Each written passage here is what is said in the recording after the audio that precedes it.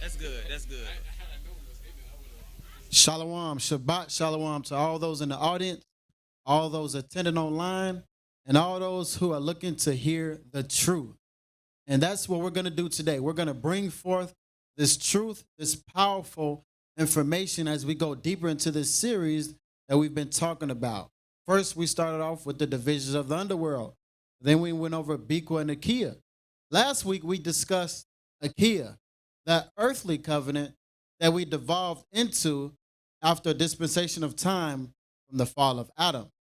And it was a sombering, sad moment seeing our father fall, going over the history.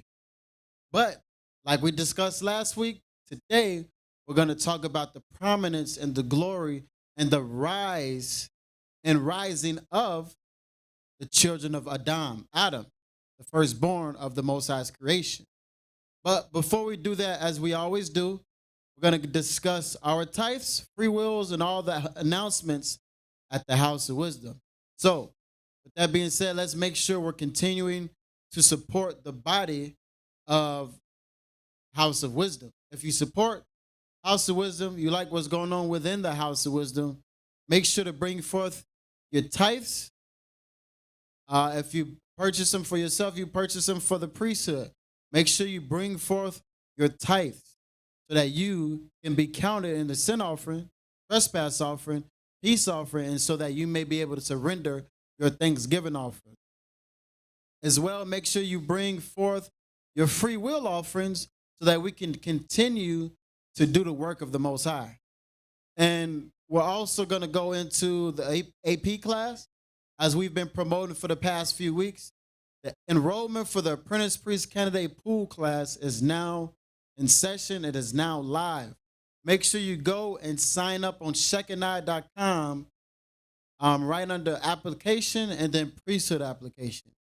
If you're interested in joining the ranks and trainings of the apprentice priesthood here on earth, please do so by joining at the Shekinah.com under priesthood application.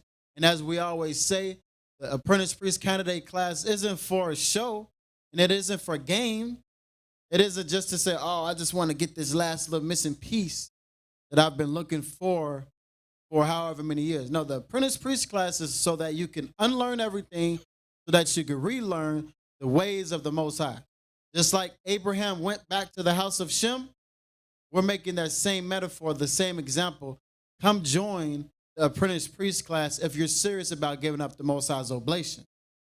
You have anything to add on, Priest Gabaria? In case you're scratching your head about Shem, these are the extra books that we're talking about that most of us will not read. If you read, then you'll understand. You know, there are more to understanding the word of the Most High than just the 66 books. That's it. Khan, Priest Rashim, anything? No, priest, I didn't have anything to add. Khan, and just to, I know I jumped the hoop a little bit. Today, joining me, Priest Uriah, is my reader, assistant in today's class as well, Kahan Gabaria and Kahan Rashim. Most High willing, today's class will be about Biqa, that heavenly covenant, the covenant that makes you free and removes you from bondage and the ways and works of the previous covenants, those earthly covenants. We started off high in that free covenant, the covenant that didn't restrict us from going into the tree of life.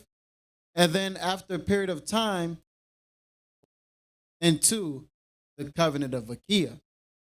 With that being said, we're going to start off at Romans 9. Last week, there was a question in the audience in regards to mercy and the Most High's mercy. Priest Gabaria, if you can grab that, or should I say Priest Rashim, grab that in Romans 9.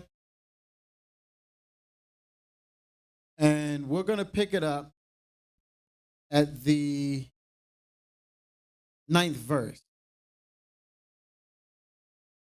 For this is the word of promise. At this time will I come, and Sarah shall have a son. Verse 10.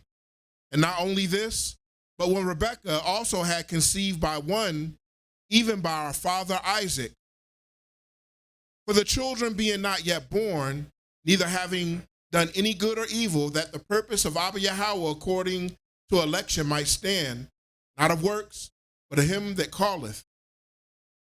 It was said unto her, the elder shall serve the younger. Hey, so when we're looking at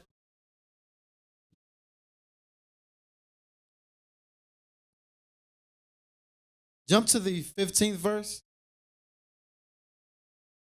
Verse 15, for he said to Moses, I will have mercy on whom I will have mercy, and I will have compassion on whom I will have compassion. All right, so looking at these few verses, right? The Most High said, I'm going to have mercy whom I'm going to have mercy. The elder shall serve the younger. All of these different things. Let's keep on in the 16th verse. So then it is not of him that willeth, nor of him that runneth, but of Abba Yahweh that showeth mercy. All right, so the Most High, when it's saying the Most High will have mercy on whom he will have mercy, it gives us a little more understanding in Romans chapter 9 and verse 17. Read on, priest. For the scripture saith unto Pharaoh, even for this same purpose have I raised thee up. Okay, so Pharaoh, he who is of the nations, not of Israel, let's read on. That I might show my power in thee, and that my name might be declared throughout all the earth.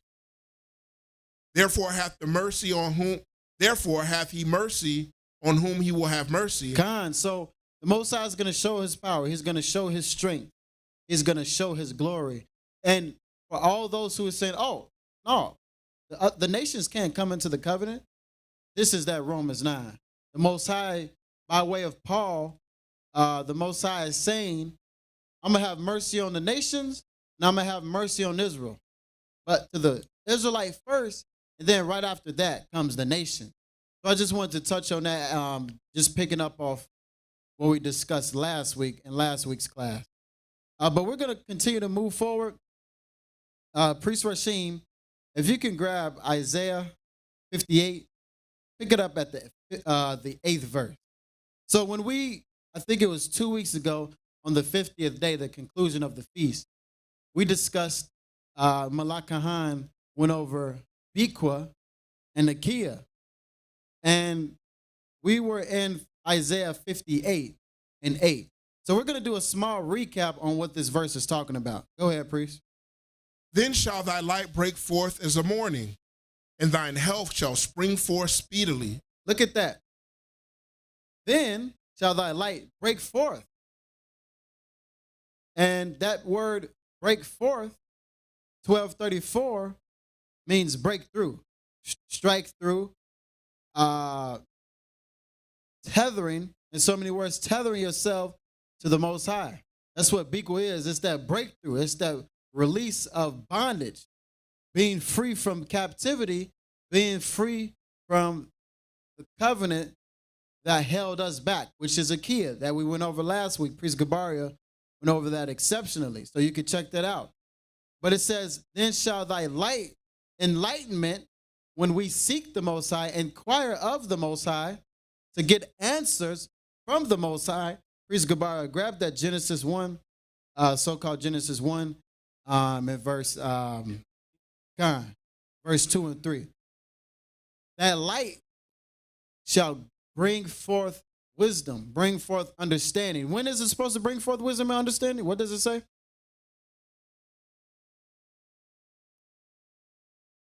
In verse 8, right after break forth. Isaiah 58 and the 8th verse.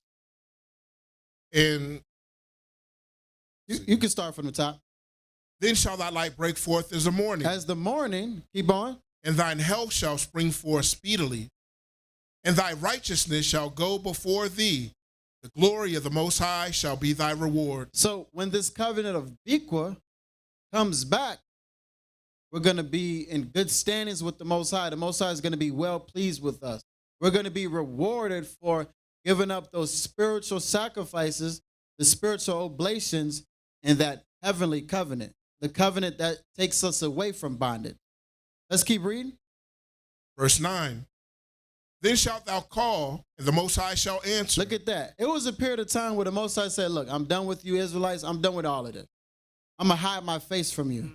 But then in the latter days, at a specific time and point, it says the Most High, when we call on the Most High, when we inquire of him, when we seek him, the Most High shall answer. Let's get that in Reshith, the more perfect translation. Start at the first verse. The first of creation by the angelic Godhead, Elohim, was a covenant with the realm in heaven and a covenant with the realm of common primal people of the earth. All right, so as we've talked about on numerous occasions, we're not going to get too deep into the breakdown. You could go check out the other classes, the City of Adam. You could check out Biqa and Nakia that we did a few weeks back. But we're looking at the covenant. There was a covenant in heaven. There was a covenant on earth. There was a covenant with the Elohim, and there was a covenant with the primal people. Let's read on. The second verse, the primal people of the earth presented themselves without purpose. They didn't have no purpose. There was nobody to show them how to worship the Most High. Let's go. And empty-handed. Ignorance was upon their bodies, even more upon their spirits. The angels observed as they hovered over the people. So the angels were looking like, look, they don't got no purpose. What are they to do? Let's read on. The word, not Debar, The but Messiah, spoke to his angelic Godhead. and what did he say? The cause to come and pass the covenant of enlightenment. The covenant of enlightenment, which is what priest Rashim just went over. It states, for thou shalt call, the Most High shall answer. And that reference to that word enlightenment, or should I say, then shall thou call, it's in Isaiah 58 and the 9th verse. It's Hebrew priest. Oh, the covenant to cause the covenant to come to pass the covenant of enlightenment, and a covenant of enlightenment appeared. Right. So that Urim, the communication was given so that we can come in and bring forth that worship. Now we know that the primordial people were created first. However, Adam came down the line. He also was able to, well, he was the facilitator as the first priest, the high priest, to bring forth that communication from the Urim, from the Most High, to then the Elohim, then the Most High, then Adam brought forth that understanding so that we can properly worship the Most High. So, read that one more time, Priest Rashim. Verse 9. Then shalt thou call. Look at that. Then thou shalt be in the covenant of Biqa and seek the Most High and inquire of the Most High. Why? Because we're in the covenant of Biqa, because we're in a more heavenly, more perfect, more benevolent, more gracious, more spiritual, angelic covenant. What did the Most High do? And the Most High shall answer. Look at that. And the Most High shall answer. But not too long ago, he hid his face from us. Just think about, let's see, 50 years ago. The Most High wasn't dealing with us. I mean, there was small sprinkles of the truth back in 1969, back in the 1800s. But you look at us in captivity and slavery, I would say the Grecian captivity, the Roman captivity, the diaspora. The Most High was not dealing with us. But this is after, right, from the time of Persia. Get that in Daniel's 9. I think that's Daniel 9 when it's talking about times and a half. So from the times of Persia to the time of the Messiah, we were still in a place of trouble, for lack of a better word. We were in bondage. We were held back. There was nothing for us to do. It said that Zechariah said the covenant was broken. Bring me my price, 30 shekels of silver. But we was in a place where, we were not advanced. Grab that in Daniel. Let's see. I think that's Daniel, what's the 15th verse? Daniel 9 and 15. 15. And then just read on from there. Let me get with you. Daniel 9. Right. Yep. Start at the 15th verse. And now, O Abba Yahweh, that has brought thy people forth out of the land of Egypt with a mighty hand, and has gotten thee renown, as at this day we have sinned and have done wickedly. Look at that. The Most High said, we have sinned. Should I say, Daniel was saying we have sinned, we have done wickedly, but there's going to be a time appointed. Jump to the 23rd verse. At the beginning of thy supplication, the commandment came forth, and I came to show thee, for thou art greatly beloved. Therefore understand the matter and consider the vision. 70 weeks are determined upon thy people and upon the holy city to finish the transgression, and to make an end of sin, and to make reconciliation for iniquity, and to bring an everlasting righteousness, and to seal up the vision and prophecy, to anoint the most holy. All right, so after 70 weeks, then we shall come back forth to the Most High. But there's going to be more understanding going forth. Jump to the 25th verse. Now therefore, and understand that from the going forth of the commandment to restore and to build Jerusalem unto the Messiah the Prince shall be 70 weeks and 62 weeks. So this is the compilation of the 2300 years. When the Messiah shall come back on the scene so that we can bring forth those oblations. Keep reading, priest. The street shall be built again in the wall, even in troublous times. And after 62 weeks shall the Messiah be cut off, but not for himself, and for the people of the prince that shall come, shall destroy the city and sanctuary, and the end thereof shall be with a flood, and unto the end of the war desolation. You could drop that. I just want to touch on that point with that period in which we are going to be in darkness. There's nothing else for us to do but seek the Most High, and He won't answer. But let's go back over in that Isaiah 58. Pick it up at the 9th verse again.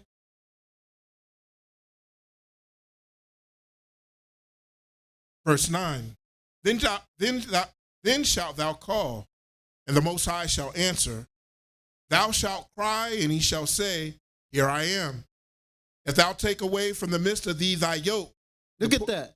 You take the yoke, Akia, you separate yourself from the covenant of bondage. The Most High is going to return, or should I say, we're going to return back to the Most High, and we'll be able to give up those spiritual sacrifices in due season, how He expected of us when we fell from Adam. But the Most High is going to give us that mercy, bringing us back into that covenant. Let's get to the 10th verse. Verse 10. And if thou draw out thy soul to the hungry, and satisfy the afflicted soul, then shall thy light rise in obscurity, and thy darkness be as the noonday. Then shall the Urim, right, the light, the oblations, come back to you, and you'll be able to give up those oblations throughout the day watch. So from the times of the Persian Mede captivity to the time of the Messiah, you got about, give or take, 300 years.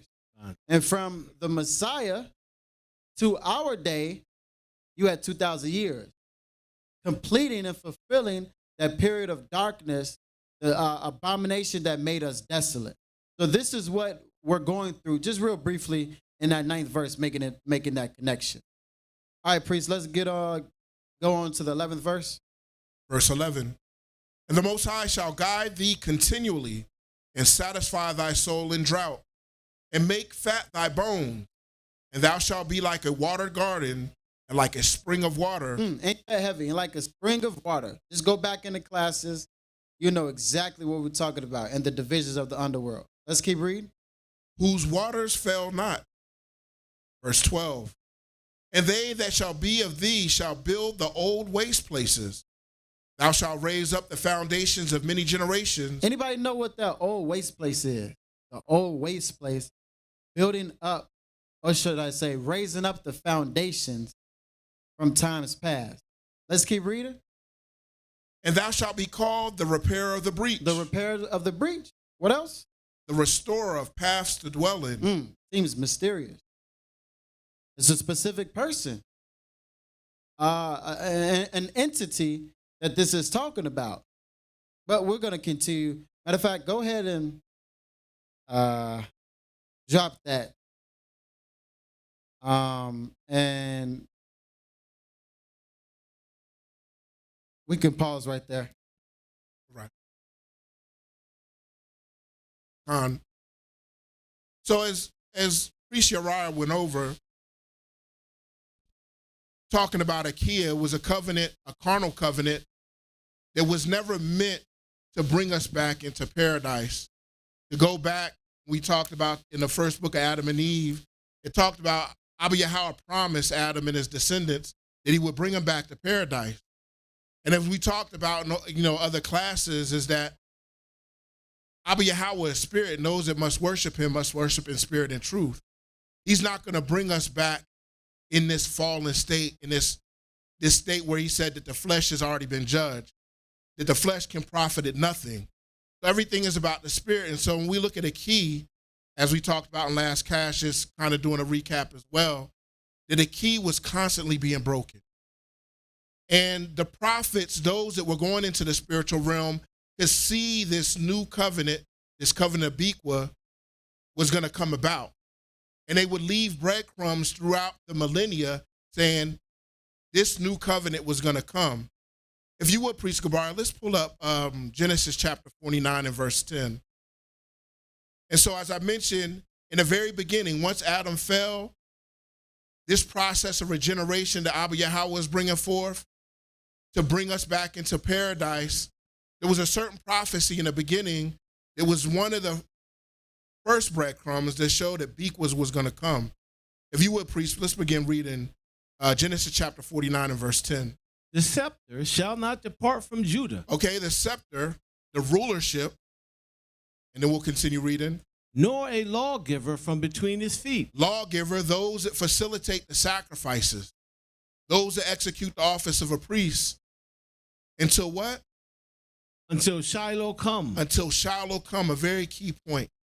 Now, when we look at Shiloh here, not to go in depth to take away from the class, but this is referring to Yahushua. This is referring to what Priest Uriah just read in Daniel. These 2,300 days, him coming back, restoring the priesthood, restoring the temple, but also bringing in Biqa. As he said, there was darkness on the land. Abba Yahweh turned his face from Israel because in Zechariah 11 it says, in this day, they knew that the covenant was broken. So if there's a covenant is broken and you can't offer any peace offering, you can't offer any sin and trespass offering, it's trouble. There was silence in the land. So, but that's not the end. We talked about Abba Yahweh's grace, charity, and mercy. This is the Biqa. Let's get more on this here. If you would, priest, let's go to 2 Samuel chapter 23 and 5. And so, we alluded into the last class, Moses was talking about another was going to be raised like him. To him you listen to. And we'll bring that scripture out in a minute. But here is another Salakia priest. That was a wrong scripture. 2 Samuel 23 and 5. Actually, let's go to Deuteronomy chapter 30. And we'll go to verse 11. We'll kind of go back on that. Go ahead and read. Yeah, we'll go ahead and read.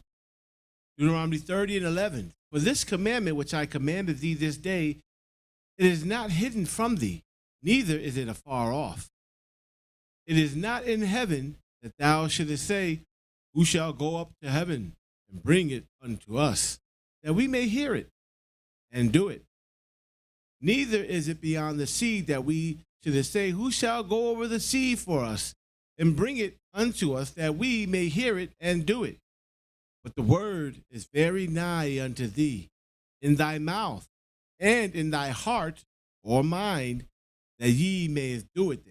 All right, so here, very big clue by Moses again. He was communing with Abba Yahweh in the spirit. He saw these things coming afar off. As we said many a times, our people were recidivists. They were stiff-necked. This covenant, he knew that they would break it and they wouldn't keep it. But he's saying here that a new covenant was coming, Biqa was coming, and as Priest Uriah brought out, this freedom was coming. So this is being echoed throughout the millennia that freedom is coming. As we mentioned, when Jacob made his blessing over Judah, again, a very big sign here that this Biqa was going to come through the line of Judah. So let's hear, we're gonna now, priest, if you would, let's bring up 2 Samuel chapter 2 and 35. So not to belabor the point, we're going to talk about our great patriarch David and what he said. And so some of you are already on it. Y'all know what we're going to say here, or where we're going rather. But if you would, priest, let's read this here. 2 Samuel? 2 Samuel chapter 23 and verse 5. All right. Although my house be not so with Abba, yet he has made with me an everlasting covenant. All right, so we'll pause there. He made with David an everlasting covenant. Now we talk about all the time underrated David. Everybody looks over David. You know, they just think that he was a king, he was righteous, he was a man after Abba's heart, but that's it. Yeah, that's it. It don't go no further than that. If you would, priest, let's pull up Ecclesiasticus chapter 45 and verse 24. So we're going to go into this where he says he's made an everlasting covenant. And as Priest Gabaria says many a times, if you're not reading any of these other books, you're never going to know that David had a covenant outside of this. So what that covenant entailed. And when you have a priest, we'll begin reading Ecclesiasticus 45, starting with verse 24, or Sirach 45, 24. Therefore, there was a covenant of peace made with him, that he should be chief of the sanctuary and of his people, and that he and his posterity should have the dignity of the priesthood forever. The 25th verse, according to the covenant made with David, the son of Jesse of the tribe of Judah. According to the covenant made with David, son of Jesse of the tribe of Judah, this covenant was made. What was made with him, priest? That the inheritance of the kingship, or the king, should be to his posterity alone. All right, so this is proving what was said in Genesis chapter 49. The scepter should always be with Judah. And as we read here, it says, David, the son of Jesse of the tribe of Judah. And what else, priest? It says, so the inheritance of Aaron's should also be unto his seed. The inheritance of Aaron. So what was Aaron's inheritance? The priesthood. So now this belongs to David. This is what's coming. Now the picture is coming more into focus. This covenant was made with David, and in this covenant was going to be the rulership and the lawgiver. And so this begins to, it takes more shape now in what we're talking about. Here, you know, Biqa is going to come through this covenant of David. And it says in the previous verse, let's read verse 24 again, priest. Therefore was there a covenant of peace made with him, that he should be chief of the sanctuary and of his people, that he and his posterity should have dignity of the priesthood forever. All right, so this covenant of peace, we know that this is not a treaty for an absence of war or tranquility. This is the covenant of the peace offering. As we mentioned earlier, if Abba Yahweh turns his face from you, you can't give peace offering. He gives you the ability to worship him by giving you the peace offerings. He took it away. And as we said in Zechariah, that thing was ended. But we saw Abba's grace and mercy, charity and mercy, when he said, what is it going to take for us to reestablish this covenant? And he said 30 shekels of silver would reestablish this covenant. So we'll, if you would, priest, let's hold Hebrews chapter 10 and verse 1. And before we move on to Hebrews, I want to say something about this particular chapter here, 45. You know, in order to get a full understanding, please go ahead and read, you know, the whole thing, the 6th verse and the 7th verse in particular, because it tells you Aaron was given the eternal covenant of the priesthood, but that was only in the 6th covenant. And then it goes all the way down to 45 and 25 and tells you now, according to David's covenant, his covenant is now getting not only the kingship, but also Aaron's priesthood. This is where the kingship priesthood comes from David getting the inheritance of the kingship, but also the inheritance of the priesthood as well. So prior to that, you will see in 23 and 24, it's talking about Phineas given the covenant of peace. Now you have to go into Numbers, the 22nd chapter, to understand why he was given that covenant of peace. It has nothing to do with David whatsoever. So David now has the priesthood, that royal priesthood. It's not the Levites anymore. That regime is over with. This is what we've been trying to tell brothers time after time after time. That regime of Moses and his covenant is over. It is done. You can't keep talking about Moses and don't talk about David. David's covenant is more powerful than Moses' covenant. And most high willing, we will show you that in today's class. But what did you want in Hebrews? Actually, 2 Samuel chapter 23 and verse 5. Samuel 23 and 5. Although, go ahead, priest. Although my house be not so with Abba. To give you some context here, this is David giving his last words to his son Solomon. And so he's telling Solomon a certain thing here, but there's something very powerful in this. As we stated in Genesis 49, that the lawgiver and the scepter being with Judah until Shiloh come.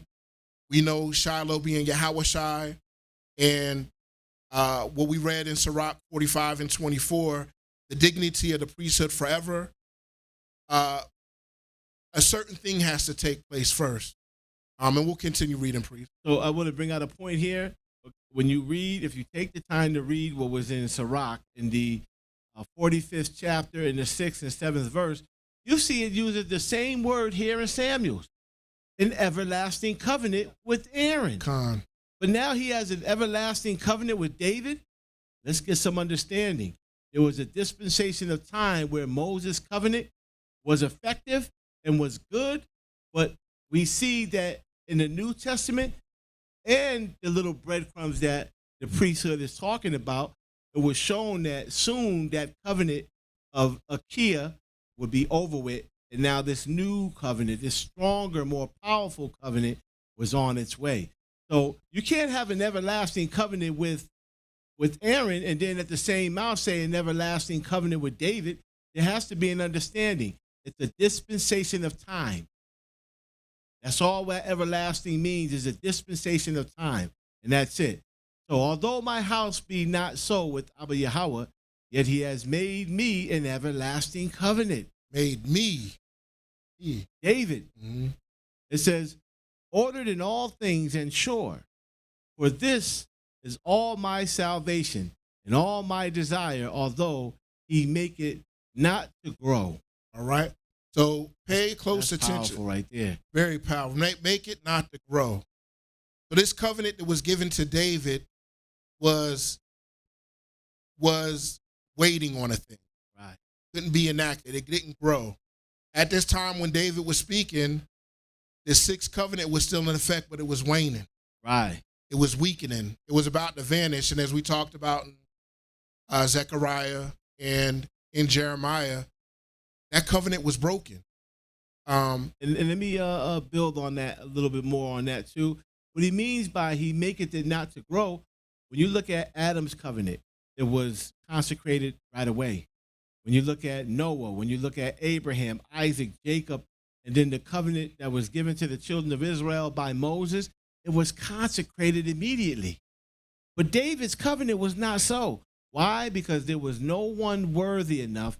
There was no animal worthy enough to consecrate, meaning the blood of it, to consecrate this more angelic and powerful covenant.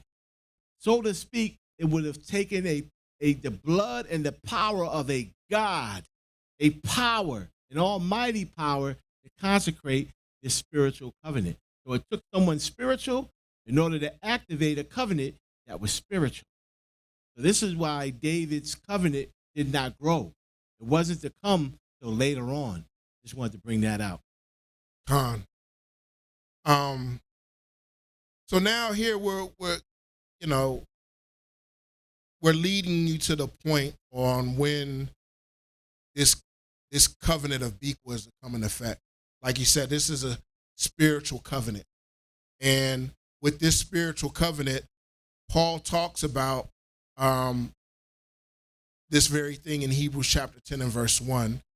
If you would, priest, we'll hold that and we'll begin reading that when you have it. So here, David had this covenant. This covenant wasn't growing, but he had this everlasting covenant. But as priest just brought out, this covenant had to be consecrated to take effect. And like I said, if you're following on, connecting the dots, he says until Shiloh comes. Until Shiloh comes. And when we read in Malachi, it talked about what Yahweh came back to do. He came back to do a very thing. To restore the priesthood and to restore this peace offering to Judah and Israel. So we'll begin reading, priest, when you have that. Hebrews chapter 10 and verse 1. For the law, or the sacrifices, having a shadow of good things to come, and not the very image of the thing. All right, let's pause here. So a shadow of good things to come. Now these covenants are key. The way we're talking about it now, these covenants were very powerful in the time of the church that were utilizing them at that time. You know, as we said, when it says that death reigned from Adam to Moses, and he got the sin and trespass offering, that was powerful. That was answers to a lot of, all the problems that they had. But when we're saying that these were weaker covenants, it could not, we got to keep in mind, this can't bring us back to paradise. These carnal covenants can't bring us back to a spiritual place. This covenant of Biqa was a spiritual covenant. A covenant where Uriah brought out the heart of it is that Urim, so that we can be able to communicate with Abba Yahweh. And I don't know, priest, if you can bring up, well, we won't have to bring it up. I'll just speak about it.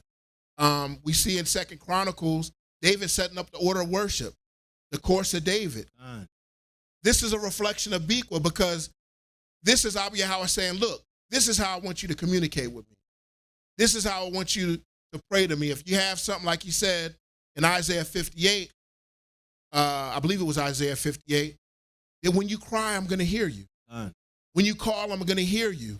That you're going to have to do this through the course of David. There's no other way, but this is the Urim. This is the light that we was talking about. So Akia was that law having a shadow of good things to come. But he said, not the very image of the thing. The very image of what's to come is Biqa. Continue reading, priest. So for the law having a shadow of good things to come and not the very image of the thing can never, with those sacrifices, the carnal sacrifices, which they offered year by year continually, make the comer thereunto perfect. And we see that constantly through Scripture. You see the abomination that King Manasseh did. You see all these things, the corruption of the priesthood, the corruption of the temple. This is because these are carnal men, flawed men. Abba Yahweh knew that this stuff wasn't going to stand, but he gave us what we need so that we could progress.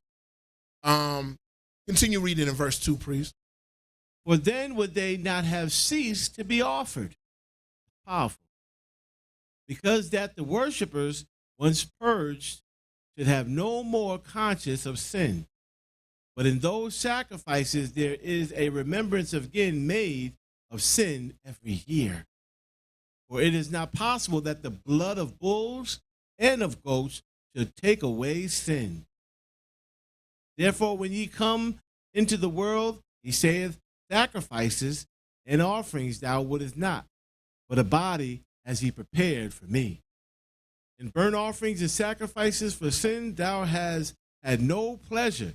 Hold right there, priest. And I didn't have this in my notes, but if you could pull up Psalms, I believe it's 51. Let me just take a look real quick. Psalms 51. And again, we're going back to David now. David is obviously the covenant bearer of the covenant of David. He knew about this covenant. He was in the spirit. He could see what this covenant it could entail. And let's see what he brought by way of prophecy, right? Because we know that David was a holy singer. And these words that he's writing here, they're prophetic words that he got out of the spirit. And this is going to tie into what Paul is saying here. And let's see what scripture. Verse 50, start with verse 15, Psalms 51 and 15. O Abba Yahweh, open thou my lips, and my mouth shall show forth thy praise. But thou desirest not sacrifice, else would I give it.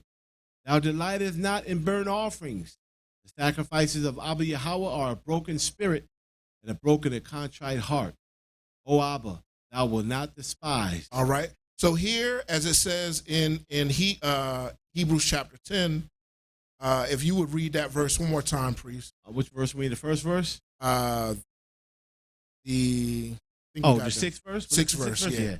In burnt offerings and sacrifice for sin, thou hast had no pleasure. And this is what Paul is talking about. He was using that very verse in Psalms 51. He doesn't take pleasure in that. That's another hint that Achaia is going away. Biqa is coming. That these physical sacrifices are not what he wants. In fact, he tells us in Samuel that he would rather have obedience than sacrifice. Right. Now, don't get crazy. Now, what he means is this. He gave us the sin offering, right? And he gave us the trespass offering as a gift because we were in the covenant of Achaia. This covenant is very difficult to keep. So he gave us that as a gift. But in a righteous state, being righteous, there is no need for sin offering and trespass offering because we're moving in righteousness. What is there a need for? That Thanksgiving offering and the peace offerings. Peace offerings being number one. And the Thanksgiving offering being umbrellaed under that peace offering, as well as some of the other offerings like a vow offering. So understand that the Most High is not pleased with the sacrifices of sin and trespass because that means you still screwing up. Right. Like, here's the gift. Utilize this until Biqa comes. Other than that, I would rather that you not give these particular sacrifices because it's showing that you still screwing up. But I understand that body you got is primordial and it's not perfect. So here's my gift to you. I mean, it's amazing when you really engulf yourself in it. You drench yourself in the understanding of it. You see the mercy of the Heavenly Father. That's amazing. Because guess what? When this 7th 1,000 years is entered into, there'll be no need for that sin and trespass offering. Won't be need for it anymore. Because we'll be out of Achaia and into Biqa. Priest? Khan, and we'll read verse 7. Hebrews 10 and verse 7. Then said I, Lo, I come in the volume of the book, for it is written of me, to do thy will, O Heavenly Father. And so this is what we're bringing out here. Now in these parentheses here, this is an insertion, but it still holds true. In the volume of the book, it's written of me. This is Yahweh Shai speaking. And this is what we're talking about. Through the millennia, it's been echoed that Biqa was going to come and that it was going to come through Yahweh Shai. He was going to bring forth or enact this covenant of Biqa. And so with that being said, if you would, priest, we'll go to Jeremiah 31 and 31. And I want to bring out something here we'll read. We'll start with verse 31.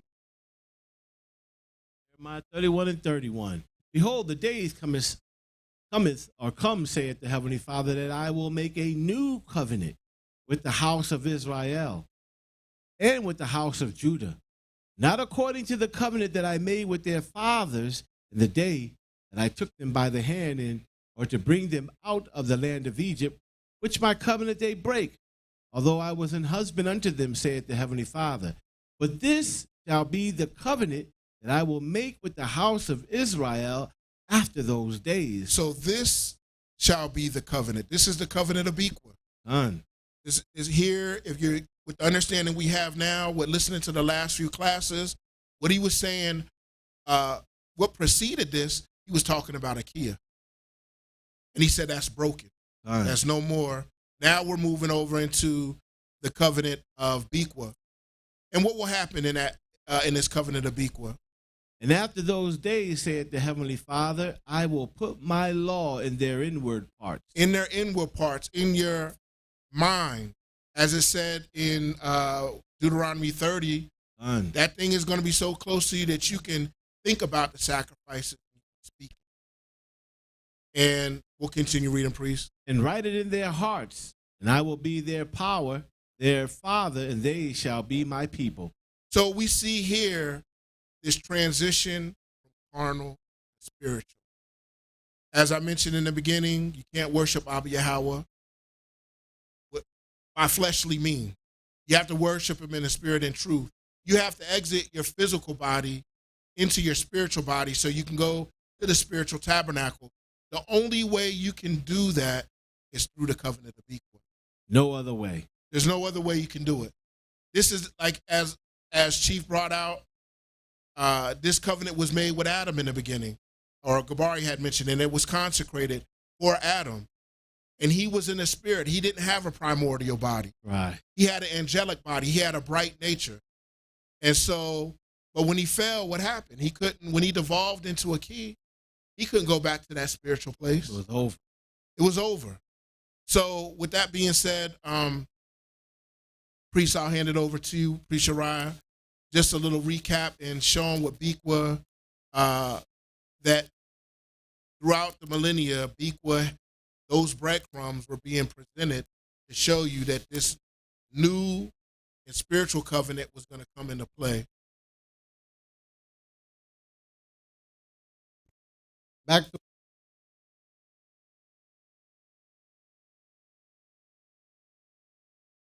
in the covenant of Biqa, right? We're going to continue on, and we're going to go over to the first book of Adam and Eve, chapter 4. Yeah, chapter 4, Roman numerals. All right, let's pick it up. And it's titled, Adam Mourns Over the Changed Conditions. Now, in the book of Adam and Eve, we already know like some of the translations are different. So this is the first book of Adam and Eve. Adam mourns over the changed condition. All right, priest, let's get to it. The first verse. But Adam and Eve cried for having come out of the garden. Look at that. So we're going to move really slow and fast at the same time. We're going to see those small context words to help us understand where Adam came from, how he fell, and how we can return back to that location and that righteous abode in which Adam was in. This is what this is all about. That's it. That's Adam it. returning back to his old home. That's right.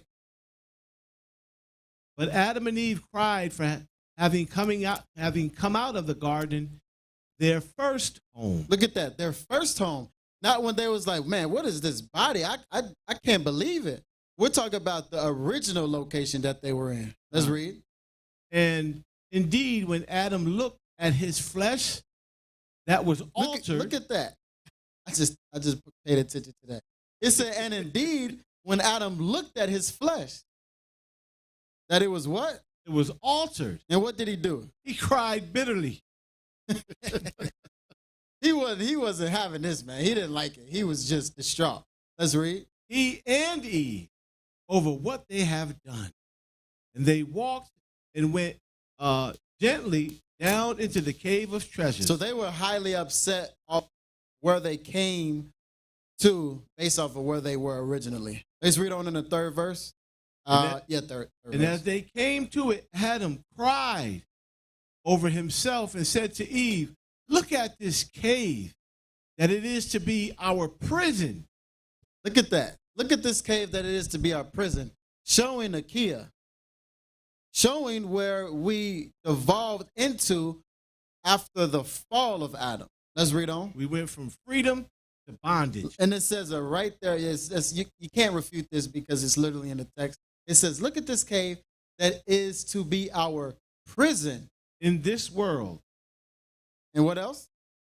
And a place of punishment. And the place of punishment. So when we're looking at the covenant of bondage, you got to wake up. You got to do all these physical things. It takes you this long to get here. It takes you that long to get there. This is punishment. This is a prison. Yeah. This isn't freedom. But what is he comparing it to? Verse 4. Hey, this is why, in this world here, they have this, what is it, a movie called Prison Planet? It's called Prison Planet. And they call it Prison Planet for a reason. Somebody knows something.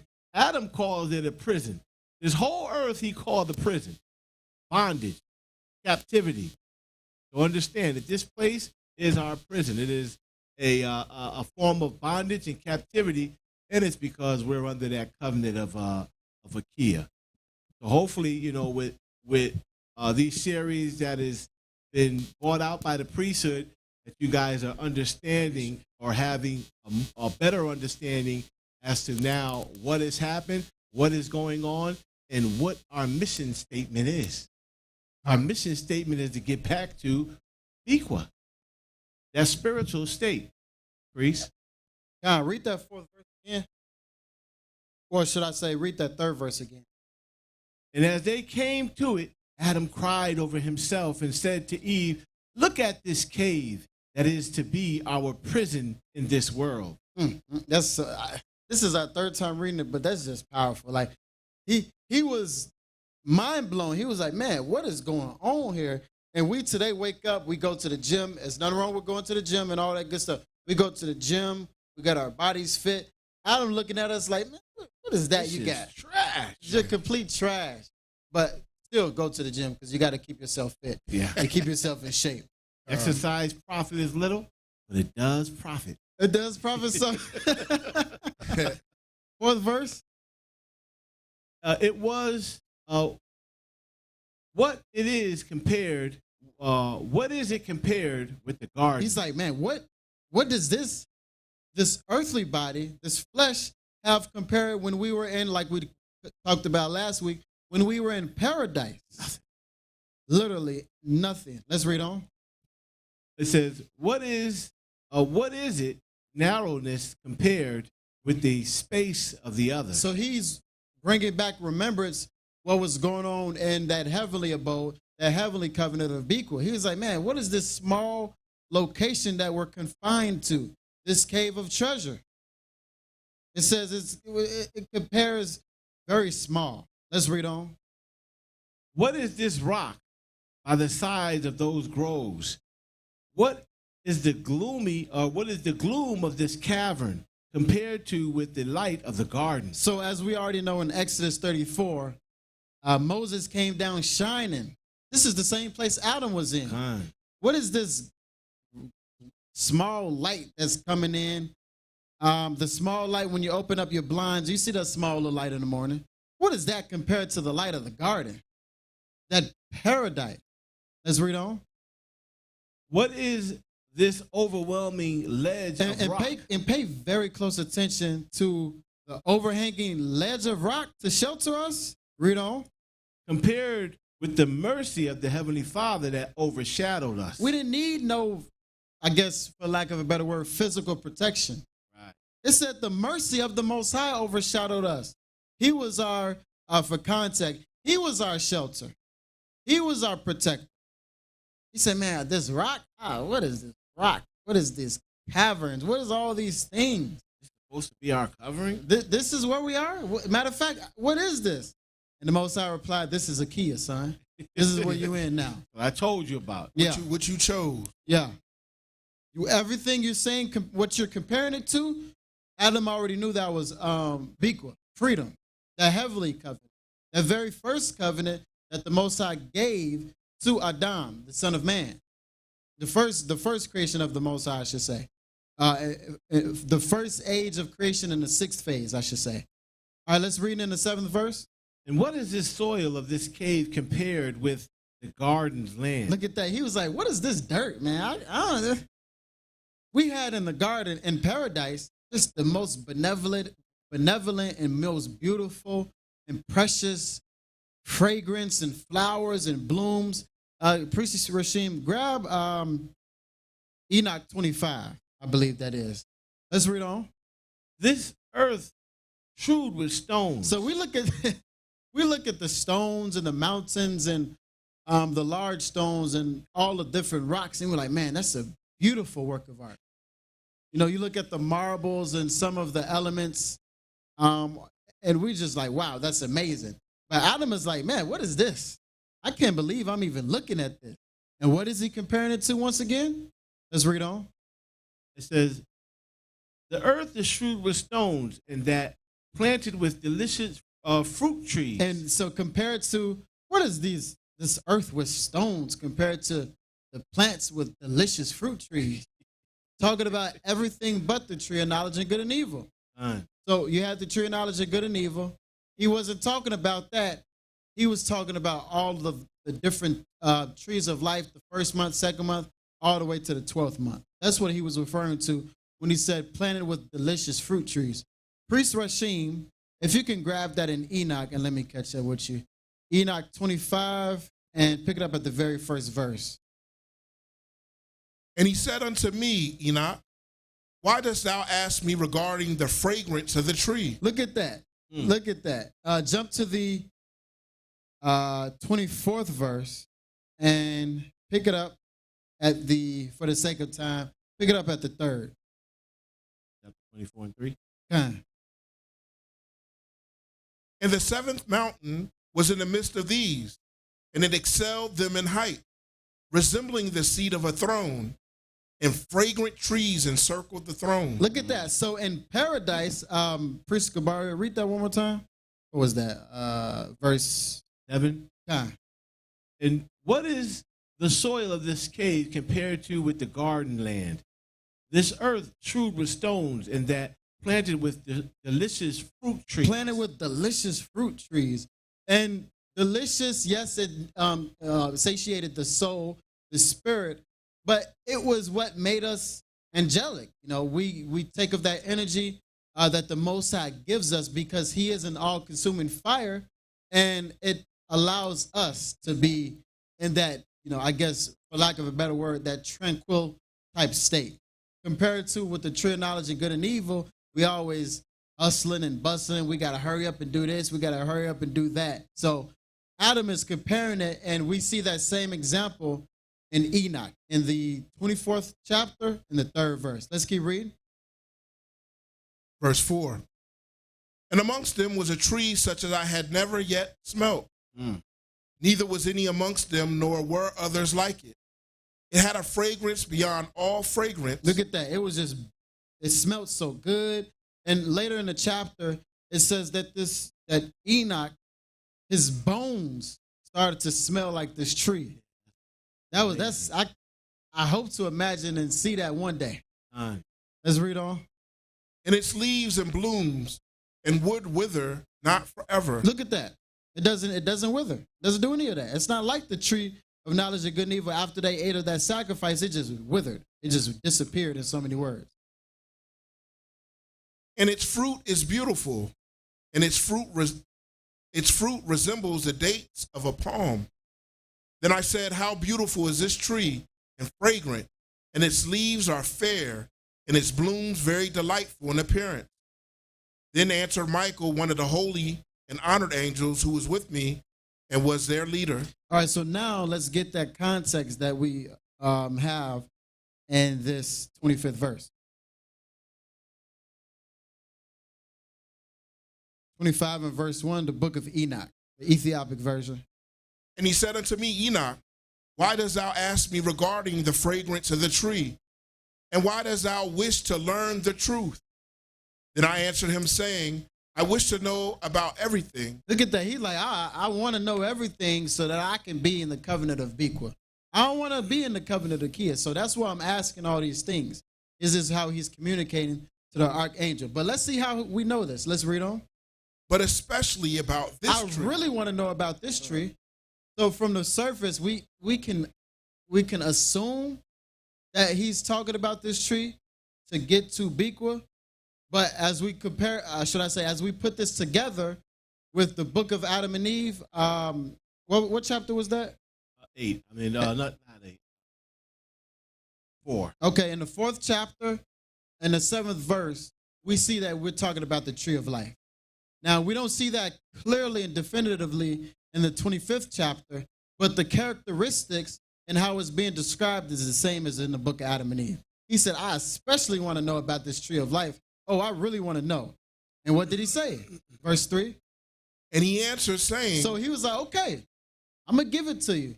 Now, remember when we were going over Biqa and Nakia, Malakahan mentioned in Enoch 69, when those angels who fell was like, oh, I want the covenant of Biqa. What's the name? They was like, nah, we're not giving you that. You're not getting that? Go away. And then it was ... We don't know what happened after that. But in this chapter, Michael was like, oh, okay, cool, I'm going to give it to you. Look at that, the comparing and contrasting. When you seek Biqa, when you look forward and you strive to come into this covenant, this everlasting covenant as Priest Rasheen brought forth, the Most High is going to reveal to us those mysteries. He's going to reveal to us the mystery of iniquity and how we can remove sin. He's going to reveal unto us the 7th covenant, the statutes, the commandments, the high holy days, and all these different things. He's going to reveal unto us the divisions of the underworld, as he's doing with Enoch and all throughout the book of Enoch. But let's read on. Continuing in verse 3. For the second time, jump to, you're going to have to read on your own, but let's just jump straight to the point. Verse 4. Verse 4. And read this slowly. And this is going to, as soon as he get done reading this, Priest Gabari, pick it up where you left off. Same verse. Verse 4. And for this fragrant tree, no mortal is permitted to touch it. Come on now. Come on now. What Priest Rashim say? Checkmate is right there. No mortal is permitted to touch it. So last week we went over how, I think that was Priest Gabari, he went over how the cherubim with the flaming sword, they started to get angry like, Adam, if you come one more foot, I'm going to have to kill you. I'm not about to get in trouble for what you did. And look, that's what Enoch is saying as well. He said, for this fragrant tree, no mortal, right? Those of the primordial nature can touch this. Until when? Let's read on. Till the great judgment. So when the Most High shall bring us all back, and we are all in our angelic bodies, we can tap into the fruit of the tree of life. But those who are already in the 7th covenant, we already know. Those who are already in Biqa, we already know. All we got to do is go up to the 3rd heaven. We can dwell with the holy and righteous angels, the righteous saints, and pick from the fruit of the tree of life. And this month, we're in the 6th month of Iris, so we pick up the fruit from the 6th month. All right, let's read on. Continuing in verse 4. When he shall take vengeance on all and bring to its consummation forever, it shall then be given to the righteous and holy. It's not for those of that covenant that's meant to be broken. The Most High gave us a covenant to keep so that we can be free of trespass and sin. But he also said, and we'll touch on that today, he also said, oh, I know you're going to break this covenant. Well, I should say Moses said that. Moses was a lot more harsh. He was like, man, look, I already know you're going to break this covenant. So I'm going to let you do that, because if you don't do that, you're going to the 3rd division. I'm going to let you do this. But in this covenant of Biqa, read that again. It shall be given to who? The righteous and holy. This is what we're looking for. We're looking for the covenant that's given to the righteous and holy. Let's go on. Verse 5. Its fruit shall be for food to the elect. To the who? Elect. And nobody else. Is it to the Christian? Is it to the Muslim? Is it to the camps that's pushing forth this gospel and truth on the 4 corners of the earth, which are the street corners? No. It's to those in the 7th covenant, those in the covenant of Biqa. And let me rewind. No disrespect, no pun intended to the Hebrew constituents all throughout the corner. They put their work in. They do what they do according to what they say to their fullest extent, to their fullest capacity. But the Most High gave us a covenant where we ain't got to say to the best of our abilities, do we? No, we don't got to say absolutely that. not. What do we got to do? Be perfect. Look, that's what he said. Complete, perfect. That's it. Be ye like your Father who is in heaven. That's what the Messiah said. The Messiah showed us how to be perfect. And I think Rashim did a class on that, going into what is being perfect. Perfect with heart. Chief Priest. But it's going into being in harmony with the rules and regulations of the covenant that the Heavenly Father has given to each one of us in our season. You have to be in harmony with that particular covenant. Right now, Moses' covenant, the law, statutes, the commandments of Moses, as most would say, is null and void. It is over. Are the tenets and edicts a part of the seventh? Yes, there are some that has transferred over, but there has been some changes that was made. And in that change being made, we have to leave off of Moses' covenant and now go into David's covenant. And David's covenant, he was the covenant bearer. He was the one who received that covenant. First shall be last, last shall be first. But let's keep reading, priest. Verse 5. Its fruit shall be for food to the elect. It shall be transplanted to the holy place, to the temple of the Most High, the eternal King. I know we said we was going to move forward, but it's just so heavy. Let's keep reading in that 6th verse. Then shall they rejoice with joy and be glad. And into the holy place shall they enter, and its fragrance shall be in their bone. Look at that. Look at that. Fragrance in your, just so you walk out and like, man. Yeah, we always going to be smelling good. I smell something fresh and fragrant. Thank you, And that's because of the fruit. That's exactly the fruit that's picked from the tree of life. Yeah. Like I said earlier, and we're in the 6th month of Ira, so we're picking from that 6th branch from the tree of life. And although some of us may not be able to see it now, in spirit, your bones, your inner core is blooming from the tree of life because we partake of it daily. Let's keep reading. Since you mentioned it, let me just say this real quick, right? I know we said it before, but when he made that comment, it made me think of the kingdom of heaven is here. Yeah. And as long as we're participating in spirituality and righteousness, we begin to change from the inside first, and then the change will be made on the outside. As we come into this covenant, as we start giving up these offerings, our physical bodies begin to start to change. Now, you may not want to believe it, but it's just like when you have the moon that is full. Does it not affect us? Yeah. Yes, it affects us, even though you may not believe it. The sun rays affects us. We went over that before. So when you come into this spiritual covenant, it affects you. You don't just come in and just, hey, I'm here. No, it begins to change you.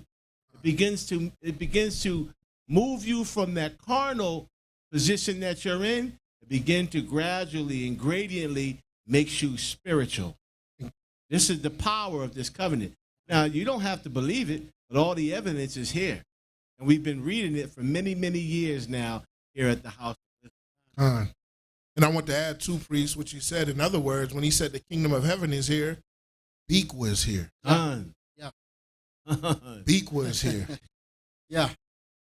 That's what Yahweh Shai is saying. Biqa is here. Right. So we'll cover that later too. Leave that old covenant you in and come into this covenant of Biqa. It's important. And just to add on to both points, we did a series, The Return of the Messiah. We talked about how the Messiah is already here. Like if you waiting for the Messiah, then that's too heavy for a box. Yeah, we gonna leave that. We gonna leave that. You're about to make them go crazy right now. But just go back and check the series, and you'll be able to see that. But if you're waiting for the Messiah to come, then you're in error. What did he say? He said, when I come this second time, I shall not meet thee as a man. Yeah. He said, I shall come as a conquering lion. Yeah. So how is he coming? Well, here's the hint. The Most High is a spirit, and they that worship him must do what? Worship him in So spirit. when he comes back, it'll be all spiritual. Yeah. You have to have your eyes open. You have to be in this covenant Yep. to understand he's here. There's no way that this information can be brought out without the spirit of the Most High, Ba'ashem Yahushai, being here, dwelling with us on a small level and gradiently growing quickly. That's right. That's a good point. Yeah. The Messiah is here.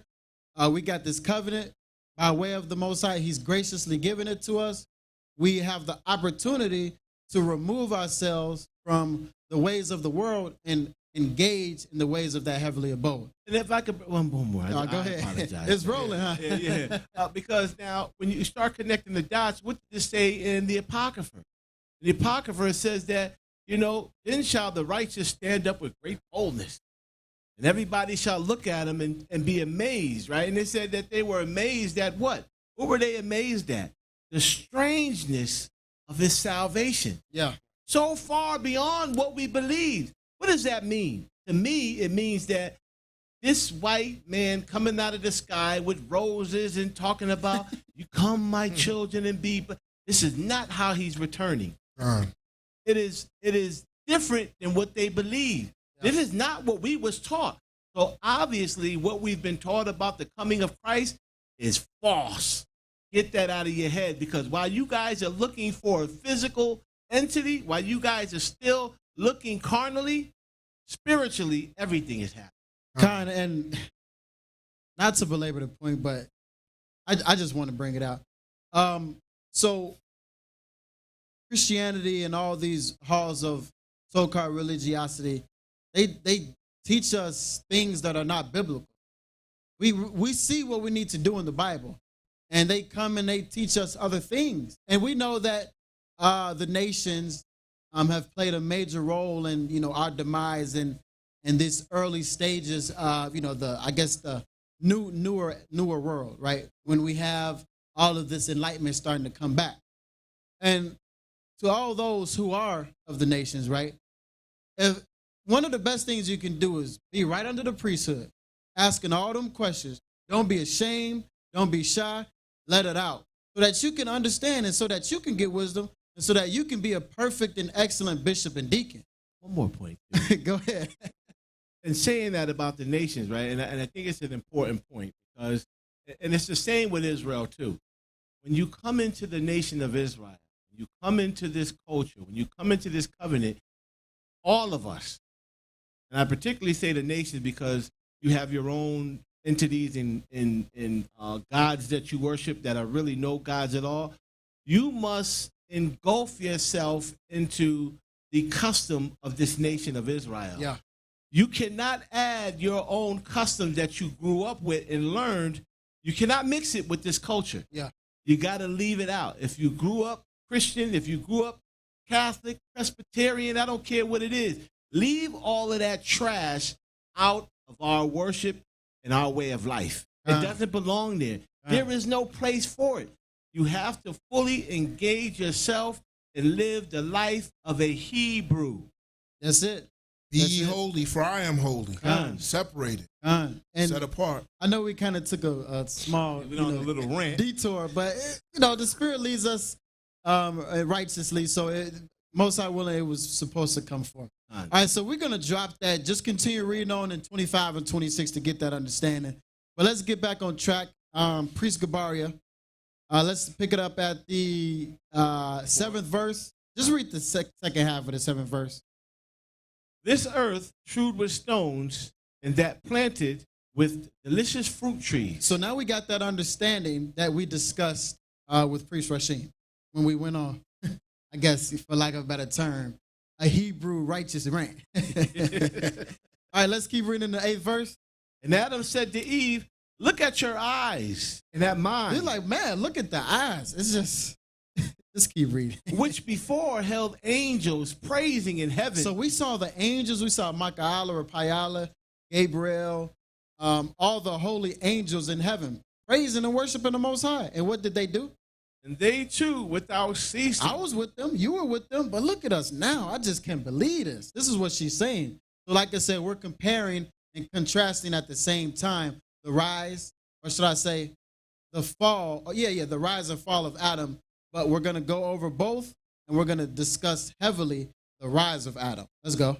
But now we do not see as we did. Look at that. We always say that. But now, those two words, not then, but now in the time when they fell, they can't see as they used to see. What did their eyes become? Our eyes have become flesh. So this is the second reference of flesh, fleshly, earthly, akia. Let's read on. They cannot see as they used to see before. And Adam said to Eve, what is our body today compared to what it was in former days when we lived in the garden? Once again, when we lived in the garden, the holy, righteous, and glorious abode. Let's read. After this, Adam did not want to enter into the cave under the overhanging rock, nor would he ever want to enter. So Adam didn't, he was like, man, listen, I'm not with this at all. He was questioning it. Like when you read in the book of Adam and Eve, it's posed as a question like, what is this and what is this? But he's really like, man, I don't know what this is. This is not what I'm used to. Yeah. But Adam said, I'm not doing it. But Adam, he redeemed himself. He behaved himself in righteousness. So this is the same message to you. And this is what those who were in the house of wisdom and they left, this is what they lacked at. Adam didn't want to do it. He saw what he did at first, but he was like, okay, now that I committed that wickedness is always on the forefront of my mind. I ain't doing that again. What did he say in the 12th verse? But he bowed to the Heavenly Father's orders. Look at that. He bowed to the Most High's orders. He stayed obedient. Like Priest Gabari said, obedience is better than sacrifice. You ain't got to give up a trespass offering and a sin offering for something you didn't do. Let's read. And he said to himself, unless I enter the cave, I shall again be a transgressor. If I don't enter into the cave like the Most High said, I shall be a trespasser. I shall be a transgressor. And we already know what happens when you trespass and you don't atone. Sin rules over you. All right, let's go over to 5, 6, 7. The 8th chapter, first book of Adam and Eve. It's titled, The Bright Nature of Man is Taken Away. The bright nature of man is taken away. The first book of Adam and Eve, chapter 8 and verse 1. But Adam cried and said, O Abba Yahweh, when we lived in the garden and our hearts was lifted up, we saw the angels that sang praises in heaven. Look at that. We saw the angels. I haven't seen the angels praising the Most High in heaven. We're here on earth, right? We go up to that third heaven, right? But not always do we physically see. Sometimes we do, but not always is the case. Adam is saying, I saw this every single day, every single moment. Yeah. All time of the hour, we always were able to see them. But now, let's see. But now we can't see what we used to. We can't even see no more. It was taken away from us because we're in this fleshly body. We're in this earthly realm. We're in this covenant of Akia. So he's keeps saying, comparing and contrasting. Look, I was in Biqa. I had it good. I was in the covenant of freedom where all I had to do was baptize and anoint. The holy angels baptize and anoint me. The Messiah baptize and anoint me. And I'm there. Now I got to work hard. I got to labor. I'm in this fleshly body. I can't see how I used to. Adam was just, it was just so painful for him. And just reading this story is just like, man, it's like an example to us. Let's not this, let this not be us. Let's be the ones who say, all right, we saw what Adam did. Adam's in that second division, making suit on our behalf. They're watching over us. Or should I say they're fighting on the battlefield with us. Let's make sure we come out on top. All right, let's read, priest. But now we cannot see like we used to. No, when we enter the cave, all creation became hidden from us. Now I don't want to necessarily use the word scary because the Most High doesn't give us the spirit of fear, but power. That's like just chaotic. It's just rough. Imagine you've seen everything. You can see through the universe. Somewhere in the book of Adam and Eve, it talked about how he was able to see millions of miles away. He said, we can't even see the creation of the Most High. That's like, I guess, a newborn being able to see that light rise. They see the world and they're like, wow, this is the real world? Wow, I can't believe it. And then a day later, they're trapped in a cubby, when it's just darkness surrounding them. They're not going to like that. So this is what's going on with Adam. But let's read on. And the Heavenly Father said unto Adam, when you were under subjection unto me, when you were under my order, when you were under the covenant that I transcribed for you, that I said you should keep, that I said you should pick from the fruit of the tree of life. Let's read. Biqa. Yep. It says, you had a bright nature with you. You had a bright nature with you. Now look at your brother. Look at your sister. You see them shining? They glooming. They illuminated. You know what covenant they in. If you look at somebody, you see just the darkness over them. They speak evil words. They can't even help themselves. Well, you know what covenant they're in. But the Most High Abiyah was like, look, when you were with me, you was good. You had that bright and glorious nature. Let's read on. And for that reason, could you see things far away? You see what happens when you're in the covenant of Biqa. You are able to tap into things that earthly and primordial men aren't able to do. Let's read on, priest. But after your transgression, your bright nature was withdrawn from you. Immediately, like we talked about last week. As soon as he transgressed, that bright nature was immediately taken away. Let's go on. And it was not left to you to see the things far away. So you don't get that when you leave from Biqa. That's over. Yeah. And I know some people who watch online and who are in the audience. Y'all talk to the people who left the House of Wisdom. Y'all know what they talk about. You like, man, what happened to that brother? Because they left the covenant. They removed themselves from it. And the only thing they have now is just a dark nature. Dark nature. I didn't beat the House of Wisdom in a debate. What madness is that? What are Most High's oblations at? That's the only thing that matters. You debate me and Rashim, hey priest, I bet you I could do 8 oblations. Priest Rashim said, now I'm going to do 9. Then Priest Yakanan and Porter Shemaiah come in, they do all 12. I said, yeah, I can't beat them, brother. They ain't doing too many oblations. If I'm a debate, that's what I'm a debate about. How many oblations I'm doing. Anything outside of that is a vakia. That's why they talk like that. All right, let's keep reading. Priest, call the chapter and verse. Matter of fact, we still in 2, right? Yeah, second verse. Okay, keep going. And it was not left to you to see things afar away, but only near at hand, after the ability of the flesh, for it is brutish. Ooh, man. 3 times he didn't mention flesh, but this is the first time where he said it was brutish. It was primordial. Adam came from angelic to primordial immediately. It's crazy. It's just extremely disheartening. Yeah. He said, now you only can see, just a few feet away, 10 feet, 30 feet, 100 feet. We got to wear glasses now. And even with your glasses, you got to kind of tilt them a little bit so you can get that perfect angle. But that's what we came down to in the covenant of Kia. All right, verse 3. When Adam and Eve had heard these words from Abba, they went their way, praising and worshiping him with a sorrowful heart. They was distraught. Let's go to chapter 11, first book of Adam and Eve, chapter 11, and pick it up at the first verse. It's titled, A Recollection of the Glorious Days in the Garden. So, what does that mean? A recollection of the glorious days in, anybody know? A recollection of the glorious days in Biqa. This is where they were. This is where they were when they would seek and inquire and ask of the Most High, and the Most High would hear them and give them an answer. Verse 1. Then Adam and Eve felt themselves burning with thirst and heat and sorrow. Adam said to Eve, we shall not drink of this water, even if we were to die. Look, Adam and Eve was like, look, we're not doing anything earthly. I know we in these earthly bodies, but I'm not doing it unless I'm a die, because I'm angelic.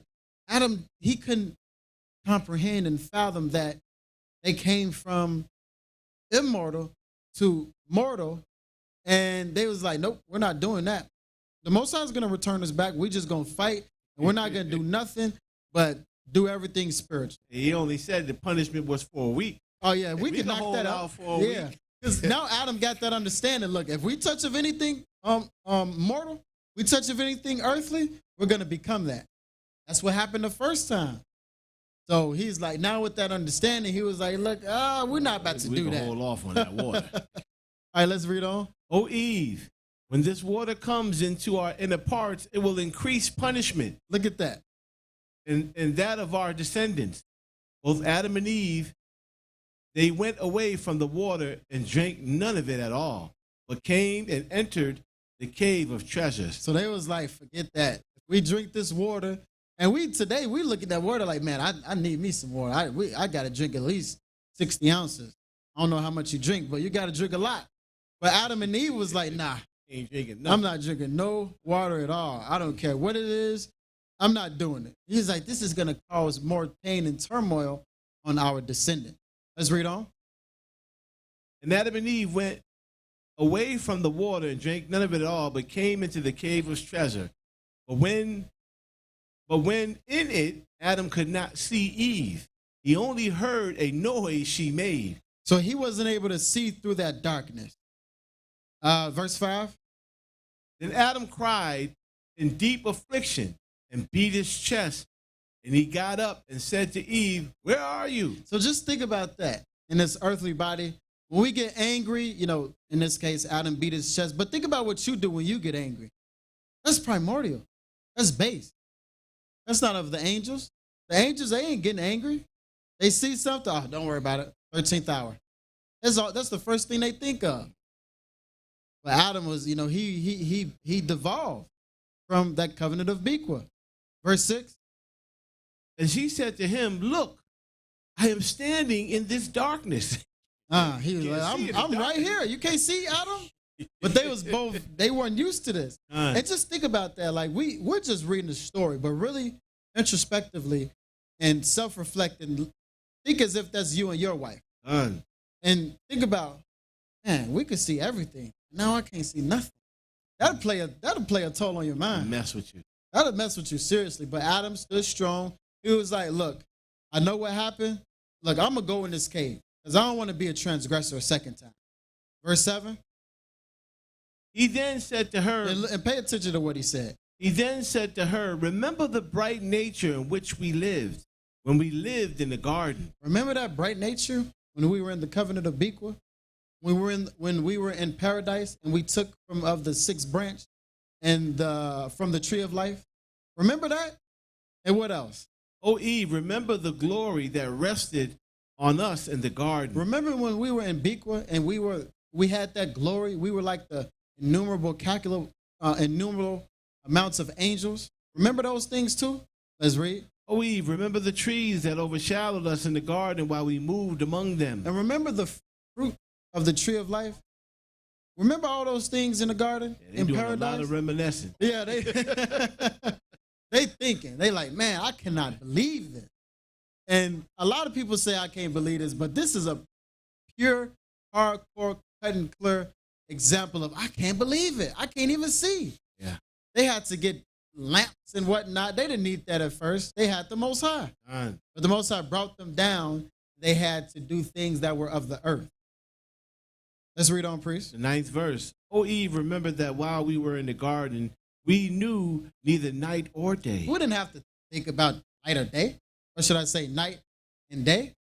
We had all this light. We had this bright and glorious and illuminated nature. We were in the covenant of Biqa. Let's go. Think of the tree of life. Look at that. Look at the tree of life. Remember what Priest Rasheen read. He said, they who are immortal cannot partake in the fruit of the tree of life.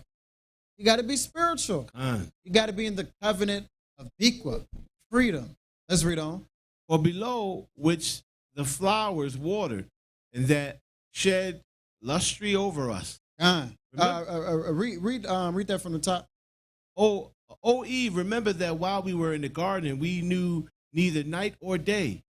Think of the tree of life from below which the flowers watered and that shed lustre. And that lustre, for those who don't know, that lustre is that illumination, that light, that radiance, that glow.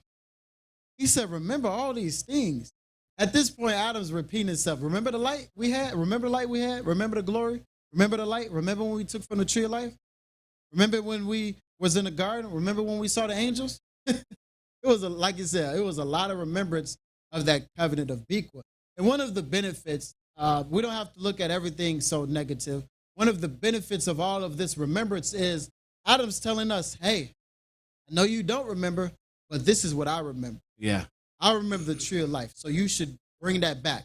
I remember the garden, so you should bring that back. I remember that illuminated nature. You should bring that back.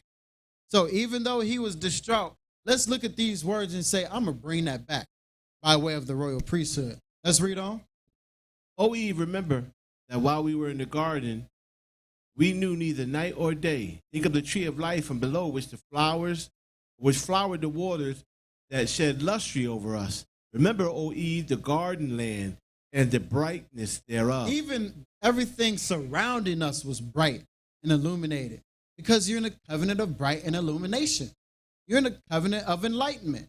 You're in a covenant where you can tap in and you can seek, inquire, and ask of the Yom. And the Most High is going to answer us in the covenant of enlightenment. All right, let's keep going, priest. Think. Matter of fact, it's just talking about more darkness, so we don't got to belabor the point. Let's go over to chapter 13, the fall of Adam. Pick it up at the first verse. And it's titled, The Fall of Adam, Why Night and Day Were Created. Let's read on. When the Heavenly Father, who is merciful and full of pity, heard Adam's voice, he so said the Most High him, shows forth his mercy even while we are in this covenant. Well, even while Adam fell into the covenant of Biqa. Let's read. He said unto him, O Adam, so long as the good angel was obedient to me, a bright light rested on him and on his host. But when he transgressed my covenant, I deprived him of that bright nature, and he became dark. So when when those evil spirits, the Hasatans, transgressed, that light was, what happened? Verse 3. But when he transgressed my covenant, I deprived him of that bright nature. It was taken away. That bright nature was taken away, just like it was taken away from you, Adam. But there's a difference. There's a clear, distinct difference. Let's read on. And he became dark. And when he was in heaven, or in the heavens, in the realm of light, in the realm of that holy and glorious abode, he knew nothing of darkness. He didn't know darkness either, Adam. Let's read. But he transgressed, and I made him fall from heaven. So as you transgressed, and I was like, all right, I know you, my beloved. First, look, Adam, I'm going to show mercy and pity on you. So as Hasatan transgressed, and the Most High Abba Yahweh made him fall from the heavens into the earthly realm. Let's read on. And it was this darkness that came over him. This is what it is. Verse 6. And on you, O Adam, while in my garden and obedient to me, did that bright light rested also. So you also had that bright and luminous, glorious, lustrous nature of the covenant of Biqa. But, 7. But when I heard of your transgression, when I knew that you transgressed, I deprived you of that bright light. I took that light away from you too. Oh, you gonna give me that back? Yeah. Right, you could. Yeah, it's no more Biqa for you, Adam. Let's read. Yet of my mercy, look at that. Yet because I made a covenant with you, let's go. I did not turn you into darkness. I did not bring you into that same dark, desolate, horrible place like I did the adversary. Let's read. But I made you your body of flesh. Once again, now we're on number 4. Flesh, flesh, flesh with brutish nature. And he said, then I made you your body of flesh. So this right here shows us, without a shadow of a doubt, with infallible proofs, as Paul says, that Adam was fleshly after he transgressed and he left out of Biqa. You got something to say? No. Oh, okay. After he left out of that covenant of Biqa because of his trespass. What else did he do? Over which I spread this skin. I put skin on you too, Adam. Why? Because you're a fleshly body. You're no longer angelic. You're no longer in Biqa. He transgressed while he was in the covenant of Biqa, and he went and fell and devolved into that covenant of Biqa, the covenant where the primordial people were in.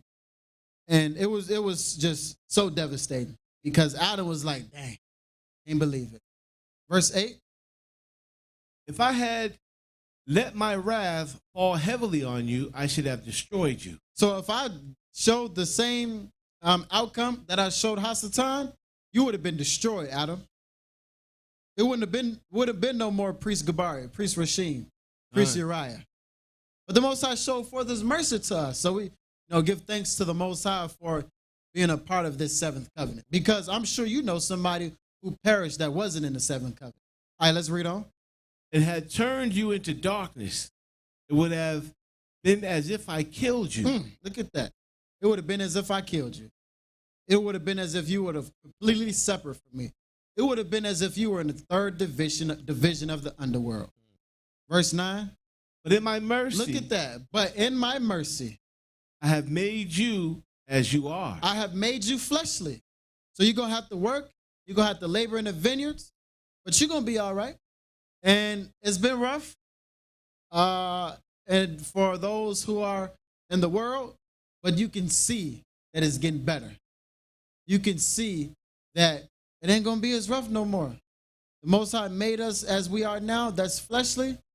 But you can see, man, you waking up, you're like, man, first thing I'm about to do is I'm about to get into oblations. I'm not thinking about work. I'm going to wash my hands, and I'm going to anoint myself, and it's oblation time. Before, I would say, maybe 60 years ago, first thing we did was we went to work. God is good. God is great. Thank you, Jesus. Amen. That's what we used to do. But now we sit back and we reflect and we meditate in the Most High's oblations, and we praise and worship his honor name without speed, but slow, with long suffering and meekness and gentleness and all these things and all the fruits of the Spirit.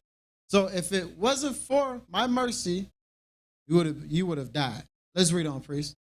But in my mercy I have made you as you are. When you transgressed my commandment, O Adam, I drove you from the garden. I took you away from Biqa, from the garden where you could pick fruit from the tree of life. Hold Genesis 2:15, priest. Let's read. And made you come forth into this land, and commanded you to live in this cave, and darkness covered you, and as it did over him who transgressed my covenant. So as Hasatan transgressed when he said, bow down to the Most High's creation, Hasatan was like, you tripping. I'm not doing none of that. So he transgressed. The Most High said, all right, you're getting up out of here. You're going into a dark nature. There was a slight resemblance with Adam. He came from the Elohim, the angelic state, and he went down to this earthly primordial nature, which we make it work. We make this machine work, but we know that this machine is subject to failure. But that covenant of Biqa, that covenant of freedom, the lack of bondage, it's subject to the Most High Abba Yahweh, and that's it. Verse 10. Thus, O Adam, has this night deceived you. It is not to last forever. So Adam was like, oh my goodness, how it's so dark. I'm just not used to this. The Most High was like, this not going to last forever. Let's read. But it is only of 12 hours. So it's only 12 hours of darkness. Come on. When it is over, daylight will return. Daylight will come, and when daylight comes, rise. Thy light shall shine speedily, and we shall get in the noonday oblations so that we can return back to the covenant of Biqa. That's Isaiah 58. All right, let's read the 12th verse. 12th verse. Strengthen your heart and be not afraid. This darkness is not a punishment. But, O Adam, I have made the day and have placed the sun in it to give light, in order that you and your children should do your work. And that's to oblate in the day watch. 13. For I knew you would sin and transgress and come out into this land. He knew it. The Most High knew it. Let's read. And I wouldn't force you, nor be heard over you, nor shut up. Jump to the 14th verse. For I made you of the light. I made you to be in the covenant of Biqa.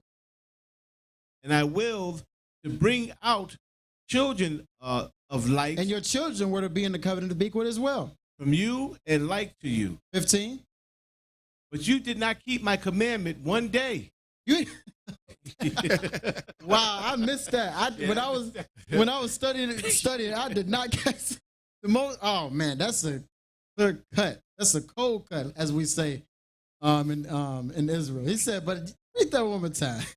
But you did not keep my commandment one day. You couldn't even stay away from the tree of knowledge of good and evil for one cycle. You couldn't even do it.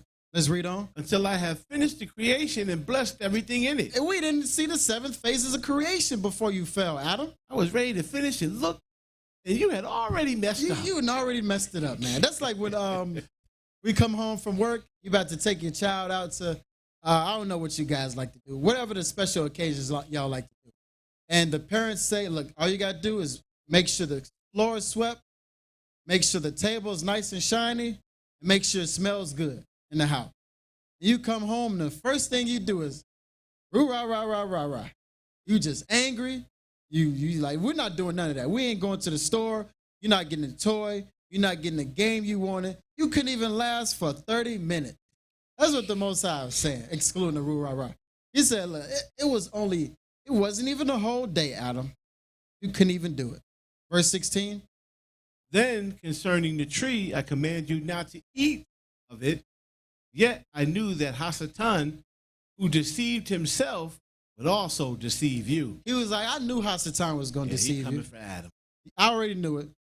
But look at the mercy that the Most High showed him. Verse 17. So I made known to you by means of the tree. So I told you, Adam, please, look. Well, Most High, he don't need nothing. He said, Adam, don't do it. You my beloved. I have much love for you, Adam, for lack of a better term. Don't do it. And what happened? He says, not to come near him. And I told you not to eat of the fruit thereof. Meaning not to sacrifice the fruit thereof. Nor the taste of it. Verse 18. Had I not been and spoken to you, O Adam, concerning the tree, I had left you without a commandment, and you had sinned. It would have been an offense on my part for not having given you any order. You would turn around and blame me for it. Look at that. The Most High was like, look, I told you so that you can stay righteous, so that you don't fall into that earthly covenant. This is what the Most High is saying. The Most High is, I guess, pleading with Adam a little bit, or we'll just say the Most High is having a father-son conversation with Adam. To him. That's what we'll say. I don't want to say plead. Beat up. Right. He wasn't tough on him. He was like, man, Adam, I know you just got to go through your punishment, man. Yeah. You transgressed. I warned you because I knew he was going to come from you. You transgressed. And I know this sucks, Adam, but you'll get through it. You'll overcome. You'll make it work. Let's it's like a little kid, he fall down and scrape his knee. Yeah. Say, you'll be all right. Yeah. Verse 20. And, O Adam, I have made the day so that you and your descendants can work and toil in it. Yep. So look, I gave you days, I gave you time, I gave you the sun, moon, and stars, which is the token of the first covenant. I gave you all these things, showing forth that mercy still when Adam fell into the covenant of Biqa. All right, we're going to drop that. I know we're getting ahead of ourselves on time. So let's go to chapter 38, when 5,500 years are fulfilled. Is that 38? Hold on a second. Let me get there first. 30. So the Most High still gave Adam a lot of mercy even when he fell. But what we were doing here is showing and comparing and contrasting the covenant of Biqa, freedom, and the covenant of Biqa, bondage. And like we said earlier, this class is essential, and it's highlighting the covenant of Biqa. What's the title? When 5,500 years are fulfilled. Yes, 38. All right, chapter 38, verse 1. After these things, the word of Abba Yahweh came to Adam and said to him, and listen to this. He's going to show him more mercy. O Adam, as to the fruit of the tree of life that you have asked for. So Adam, I know you keep asking me for the fruit of the tree of life. I know you keep asking me for the fruit of the tree of life. What are we going to do? I will not give it to you now. I can't give it to you right now. You earthly. Yeah. You base. You primordial at this moment Can't now. eat this. You cannot eat of this tree of life, like Priest Rashim said in Enoch 24 and 25. Only those who are immortal are permissible to come into the tree of life. I won't give it to you, Adam. Read on. But only when Read on. when the 5,500 years are fulfilled. And who knows that? Who knows the 5,500 years? Anybody? All right, we're going to keep reading. At that time, I will give you the fruit from the tree of life, and you will eat and live forever, you and Eve and your righteous descendants. So when the Most High gives us the opportunity to enter into the covenant again, when the Messiah comes back and he consecrates the new covenant, after dispensation of time, we can return back to the tree of life. That flaming sword will be taken away.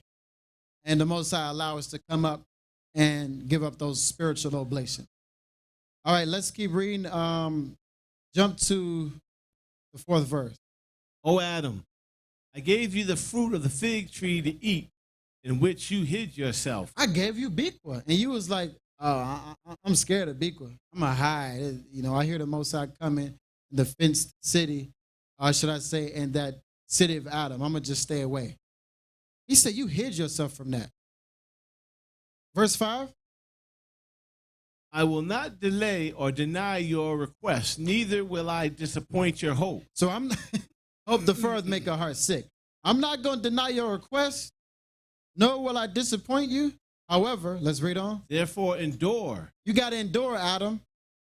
Let's read. Endure until the fulfillment of the covenant which I made with you. And endure until the Messiah shall come down as a man to aid and secure us and bring forth that covenant.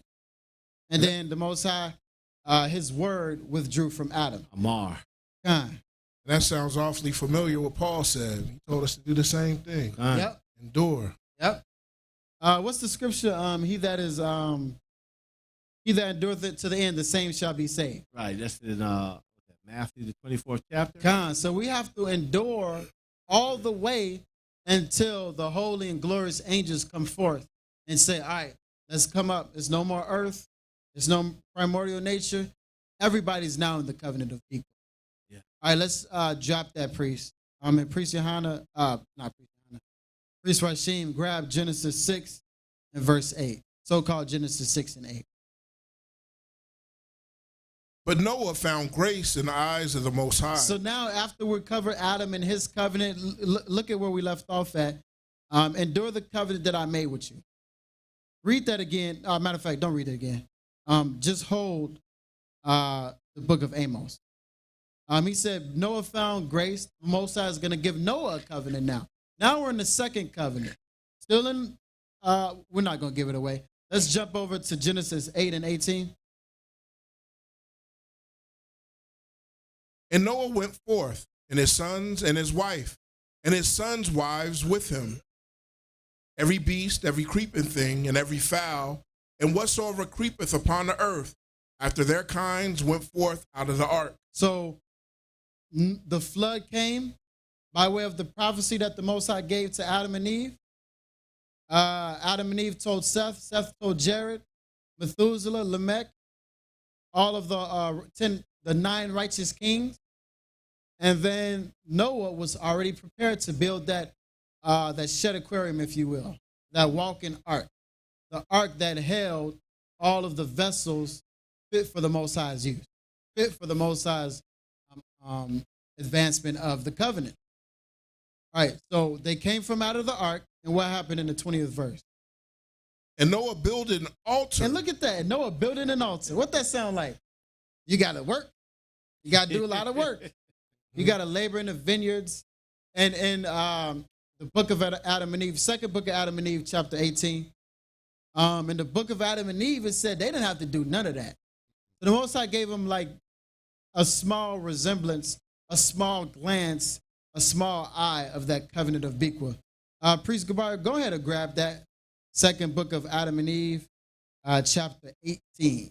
And let me get there with you. Oh, you said 18? What was it? What's the chapter? I thought you said 13. Okay, yeah, that's 18. Oh. Pick it up at the first verse. You said 18? Hold on. Give me a minute. Give me for a minute. Alrighty. 18. All right, I'm with you. What Just verse? not what you said, priest. You're right. Yeah. So the altar, as Malak Kahan brought out, it's a shrine. Wasn't a boat. We look at, Noah as, oh, it's a boat, or we look at, or describe it everything but what it was. And it was a place of worship. It was a shrine. Exactly. When you read that Hebrew, it just becomes a lot more clear. Matter of fact, that was not 18, that was chapter 20. Pick it up at the 20th chapter, and that is the 15th verse. The second book of Adam and Eve, 20, verse 15. Meanwhile, the children of Seth, who were on the holy mountain, prayed and praised Abba Yahweh in the place of the host of the angels who have fallen. Look at that. So they had a glimpse of that covenant of Biqa. Let's read. Wherefore Abba called them angels. You can't be called an angel if you ain't in the covenant of Biqa. Let's read on. Because he rejoiced over them greatly. But after this, after this, you could drop that. We touched this on numerous occasions, talking about how they fell. And in the book of Adam and Eve, the second book of Adam and Eve, it said they didn't have to plant nothing, didn't have to do no laborious work. They just picked that fruit from the tree of life, and they gave up oblations. All they wanted to do was sing to the Most High doxologies and give up oblations. So let's go back over to... And I just want to make this quick point, too. Even though they were still in the covenant of Biqa, right, the Most High allowed them to have certain spiritual powers because they have become so righteous. It says it calls them angels, so he illuminated them and made them a little bit more or a little bit greater than the regular primordial man, to make a difference between them, children of Cain, and the children of Seth who were righteous. So they were giving a little bit more, even in that covenant, than we have today. And Priest Rashim, if you can pick it up in Genesis 8, verse 20 again. And Noah builded an altar unto the Most High, and took of every clean beast and of every clean fowl, and offered burnt offerings on the altar. So back in the 20th verse of the book of Genesis, 8th chapter, Noah, his sons, his wives, they came from off of the boat after that long period, that long, stressful period of Noah. They came down, and the Most High said, build an altar so you can give up those sacrifices. Now, as you already know, if you're building an altar in flesh, it's for fleshly things. Yeah. Because when you look at the Messiah, our high priest, Yahushua, he was just heaving and waving. He said, man, look at that. What do they call the Messiah? A glutton in a wine bibber. A glutton in a wine bibber. That's what they call it. They're like, man, why he always got this flagon of wine? Always eating. Every time I see him, his mouth moving. He always, because he was in that covenant of Biqa. He tapped in. He didn't have to focus on laboring. He understood the times, the 5,500 years. He understood the season. He understood from the time of the Persian Mede Empire to the birth of the Messiah. He understood the prophecies. Yeah. He was already there. And I want to say on top of that, too, when he came, he was operating in that covenant. What I mean by that, that means that he was already showing them the works and how to work in this covenant of Biqa, because when you look at what was going on, the Pharisees always had something to say about what they was doing. He was like, listen here, you know what I mean? They know what they're doing. They have their leader here now. And everything that they're doing and the way that they're moving is right. You need to convert. And you need to come out of that old way. It's just, when you think about the Messiah, it's just like, I'm going to use a horrible example. Maybe the priest can help you. It's kind of like a cheat code. All you got to do is look at what the Messiah said and do it. Yeah. Literally. Yeah. That's it. To give you an example, one example, and there's many of them that show you that he was operating in that spiritual covenant, Biqa, that he was beginning to show them. He said, listen, I know you heard that it was written that if a man sleep with another man's wife, he's committed adultery. But I'm going to tell you something deep. It's something spiritual. if you think about it, you've already committed adultery inside your chambers of imagery. He went deep. He was operating in the spirit now. Yeah. No longer in the flesh. Yeah. That's heavy. Yeah. That's perfect example. Yeah. You do what the Messiah says, and you're going to be good. Yeah. You questioning and, well, I'm not saying that questioning is wrong, but when you see a verse and you don't understand it, and then by way of the priesthood from the Most High, it gives you the understanding, and then you keep going back and forth, you contending, you're messing up. The scriptures say what they say. It's no private interpretation. You can't answer, or you can't ask the question from a place of pride. Yeah. Like the Pharisees was doing. By what authority, the question, are you healing people? Right. And he said, listen, by what authority did John the Baptist do what he do? Right. He cut him to shreds. Cold cut. You answer that? Yeah, I answer you. Exactly. Exactly. All right, priest, let's read on in the 21st verse, Genesis chapter 8, verse 21. All right, that's on you, priest. And the Most High smelled a sweet savor. And the Most High said in his heart, I will not again curse the ground anymore for man's sake. For the imagination of man's heart is evil from his youth. Neither will I again smite any more everything living as I have done. All right, so the Most High took away the covenant of Biqa, and he brought him into the covenant of Biqa, and so Noah had to give up that sacrifice, that oblation, and he said, look, because you did exactly what I said, you commanded it righteously, you obeyed, I'm not going to cause a flood to come on the earth again. All right, let's go over to Genesis 9, verse 8. And Abba Yahweh spoke unto Noah and to his sons with him, saying, and I behold, I establish my covenant with you. So now this is the second covenant established with Noah, one who was perfect and complete. Most High said that Noah was a righteous and perfect man. Let's read on. And with your seed after you.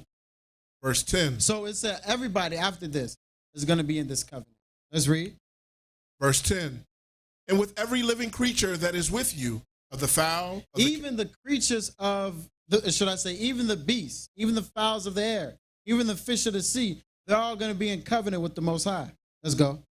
Of the fowl, of the cattle, and of every beast of the earth with you, from all that go out of the ark, to every beast of the earth. And I will establish my covenant with you. Mm-hmm. Neither shall all flesh be cut off anymore by waters of flood. So I spoke a little early, but this is what I was talking about earlier when I said the Most High established this covenant with Noah. One of the prerequisites, one of the terms and conditions, I should say, was I'm not going to destroy the earth by flood again. He didn't say he wasn't going to do it by fire, but he said by flood, I'm not going to do that. Let's go. Continuing in verse 11. Neither shall there any more be a flood to destroy the earth. And Abba Yahweh said, this is a token of the covenant. So now we're looking at the second token. First token with Adam, sun, moon, and stars. So that when Adam wakes up in that morning watch, he's like, okay, this is the first hour. And when he's getting to the 12th hour, going into the night watch, he's looking at the sun, he's looking at the moon. Coming up, he's like, okay, we about to enter the night watch. So sun, moon, and stars, Adam's covenant. After he fell and he was in Akia, he had the sun, moon, and stars for his token, his sign, his mark, his F. All right. And Noah, the token of his covenant, we're going to read on. Let's read on.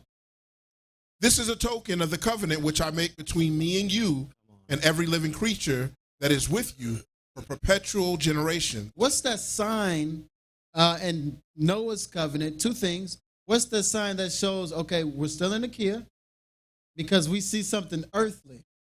You know, we see something that shows a physical resemblance. And how do we know it's still in effect? All right, verse 13. I do set my bow in the cloud, and it shall be for a token of a covenant. There we are. That's that sign, that rainbow, or should I say that bow in the cloud, in the sky. When that water comes, because remember, man, that's a good point. So when Noah was giving up those oblations, or even should I say, when Adam fell and went into Achaia, there wasn't rain. He said he gonna curse the ground. There wasn't any rain all the way up into Noah. And Noah was warning them. He was like, look, you guys need to come under the covenant, because when this great deluge hit, hey, y'all gonna see rain that you never seen rain before. And when it comes, it's over. And then what happened? They saw this rain.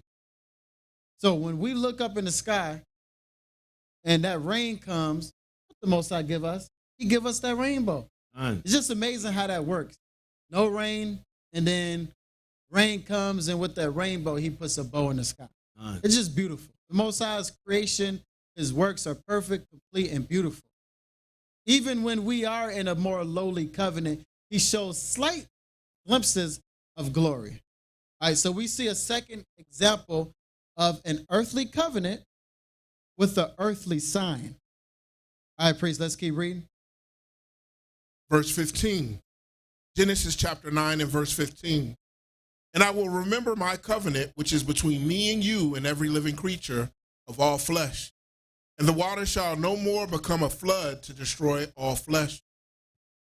And the bow shall be in the cloud, and I will look upon it, that I may remember the everlasting covenant between Abba Yahweh and every living creature of all flesh that is upon the earth. So as the Elohim are communicating with Noah, the Most High is saying through the Elohim, look, there won't be a flood anymore.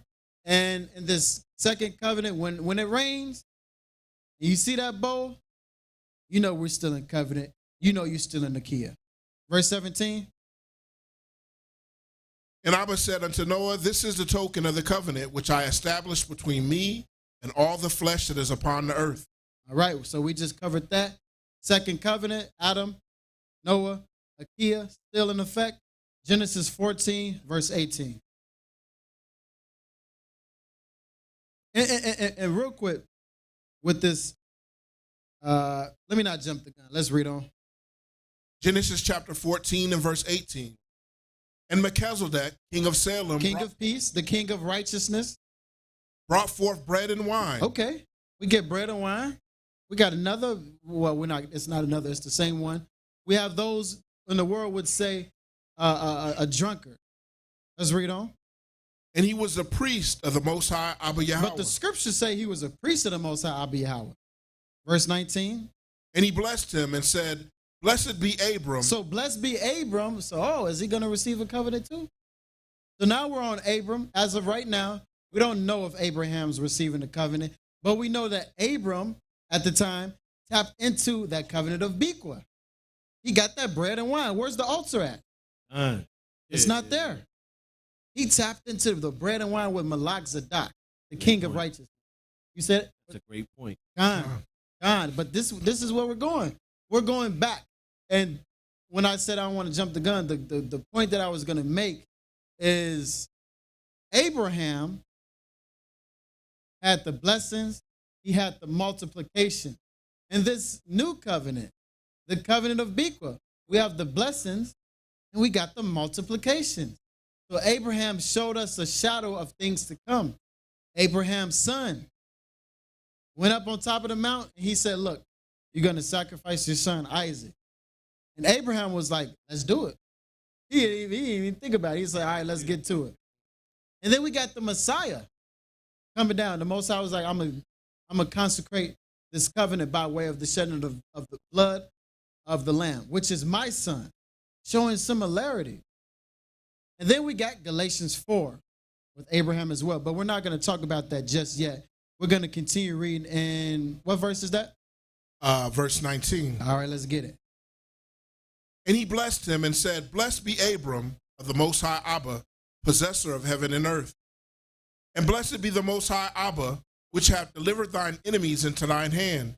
And he gave him tithes of all. And those tithes were rendered from Abraham to the Malak Zadok as it was sent up to heaven. So you think about how there was a correlation. You look at yourself, you say, man, I see how the Most High showed forth mercy. Because Abraham We gave tithes while we were in the loins of our father Abraham. It's just powerful. That's real heavy. All right, we're going to go on to Genesis, so-called Genesis, Reshith 17, verse 1.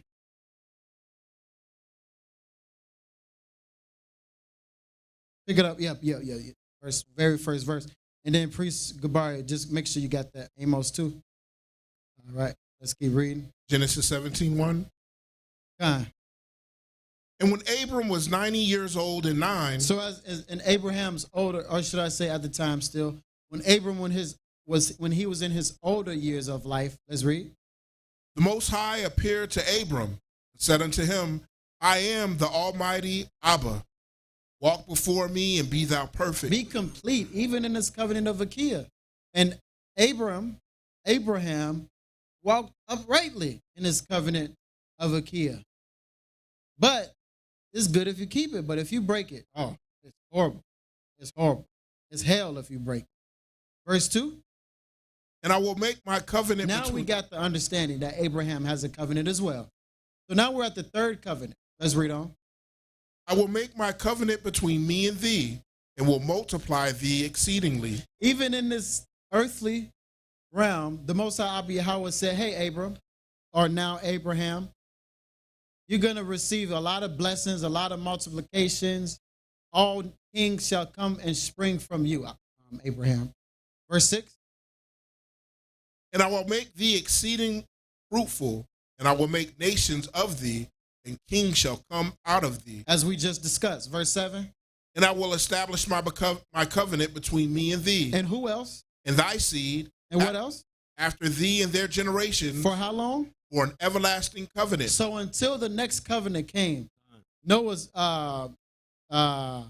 Abraham's covenant was in full effect. This everlasting covenant. That's right. That's right. And as we already know, some of the signs go into the next or following covenant. Like we look up every day. We know it's 6 a.m. when we see that that light shining, that glimpse of the sun. I know we're in the land of our captivity, so we kind of are sometimes in the darkness when we start the day watch. But if we were in the city of Adam, that very first hour, you would see the sun lining up with that first hour. So, and I made that comment too again, so you guys can see the synergy. You know, we read that David had an everlasting covenant, Aaron had an everlasting covenant. Now Abraham has an everlasting covenant. How is every covenant an everlasting covenant? It's what I said before, only to give you understanding. That everlasting is a dispensation of time. Always remember that. We got folks that like to rebuttal and say, see, it says everlasting. See, you don't have no understanding. Yeah. Everlasting is a dispensation of time. That's why, again, I brought that point out again to see that everyone says everlasting. So you have to deduce that everlasting is a period of time. And even for those who try to make a point after what Priest Gabari says, if we were to say, okay, well, are we in Adam's covenant because we still got the sun, moon, and stars? Are we in Noah's covenant still because we got the rainbow? Yep. Are we in Abraham's covenant even though we still have the well, I don't want to go there. It's coming. Yeah, it's coming. let me hold on. Let me chill. All right, let's keep reading, priest. What verse was that? We left off at 7. Okay. So it was to Abraham, to his seed, and his seed after Abraham for everlasting. And the Most High shall be the Most High Yahweh to his seed and those after him. So when you look at yourself, give thanks to the Most High for Abraham because he gave you the opportunity to be in covenant. Verse 9. And Abba said unto Abraham, thou shalt keep my covenant therefore, thou and thy seed after thee in their generation. Verse 10. This is my covenant, which ye shall keep between me and you and thy seed after thee. Every man child among you shall be circumcised. Oh, so now we get circumcision. Is that works of the flesh? Yeah. You getting some type of equipment and you circumcise the foreskin of your child, the male child. And what exactly is this though, priest? We see circumcision. We see the Most High says, In this third covenant, you circumcise yourself. But what exactly is this? Verse 11.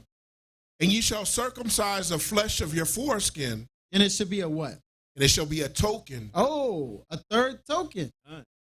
We in the third covenant with the third token, a third fleshly token, that is, a third fleshly token of the covenant of Biqa.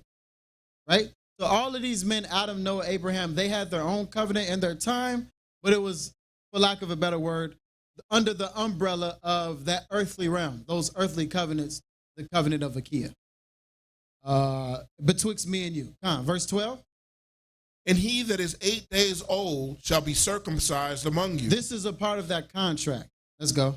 Every man child in your generations, he that is born in the house or bought with money of any stranger. So everybody, if they are in this third covenant, that token needs to be upon them too. When the Most High comes down, he said, how do I know you're in covenant? Well, I'm circumcised, Abba. To the Jew, to the Gentile. It says those bought with money or a stranger. Every child in your house, you, everybody, your seed after, until Moses and David and all those, until our times. They must. Right. This must needs be circumcised. All right. Verse 13. He that is born in thy house and he that is bought with thy money must needs be circumcised. Must. Not an option. It wasn't an option. This was the token of the covenant. Verse 14. And my covenant shall be in your flesh for an everlasting covenant. Word again. That's it. Everlasting. Verse 14. And then Priest Gabari, if you can grab Leviticus 26, verse 42. Genesis chapter 17 and verse 14. And the uncircumcised man-child whose flesh of his foreskin is not circumcised, that soul shall be cut off from his people. He hath broken my covenant. All right, so we see what happens when you break the covenant of Biqa. And when you break the covenant of Biqa, it's that physical death. So this is what happens. You break the covenant, you shall be separated from the people. If you cut off from the people, you can't give oblation. Yeah. You like those who left the house of wisdom. What they doing?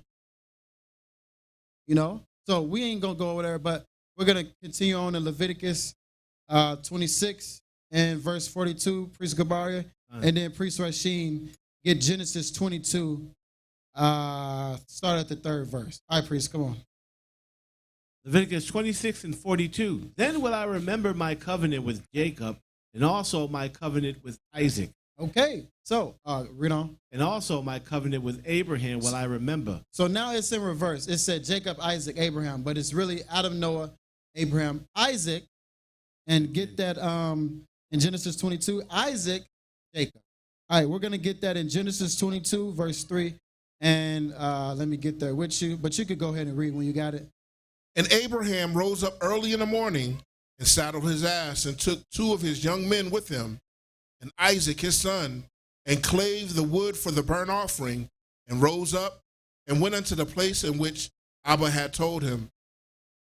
Then on the third day, Abraham lifted up his eyes and saw the place afar off. Y'all jump to verse 7. And Isaac spake unto Abraham's father and said, My father. And he said, Here I am. Here am I, my son.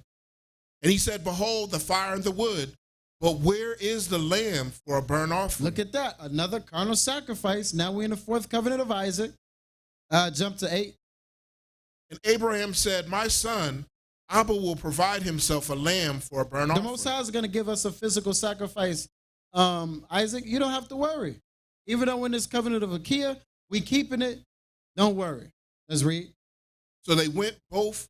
Verse 13. And Abraham lifted up his eyes and looked, and behold, behind him a ram caught in a thicket by his horn. And Abraham went and took the ram and offered him up for a burnt offering in the stead of his son. And Abraham called the name of the place Jehovah-Jireh. So the Most High saw this, and he was well pleased of what Abraham and Isaac did. The Most High called this place, or should I say, Abraham called this place, or Abraham called this place Yahweh Yahweh, meaning the Most High will provide. He who exists, the Creator, will provide us a thing.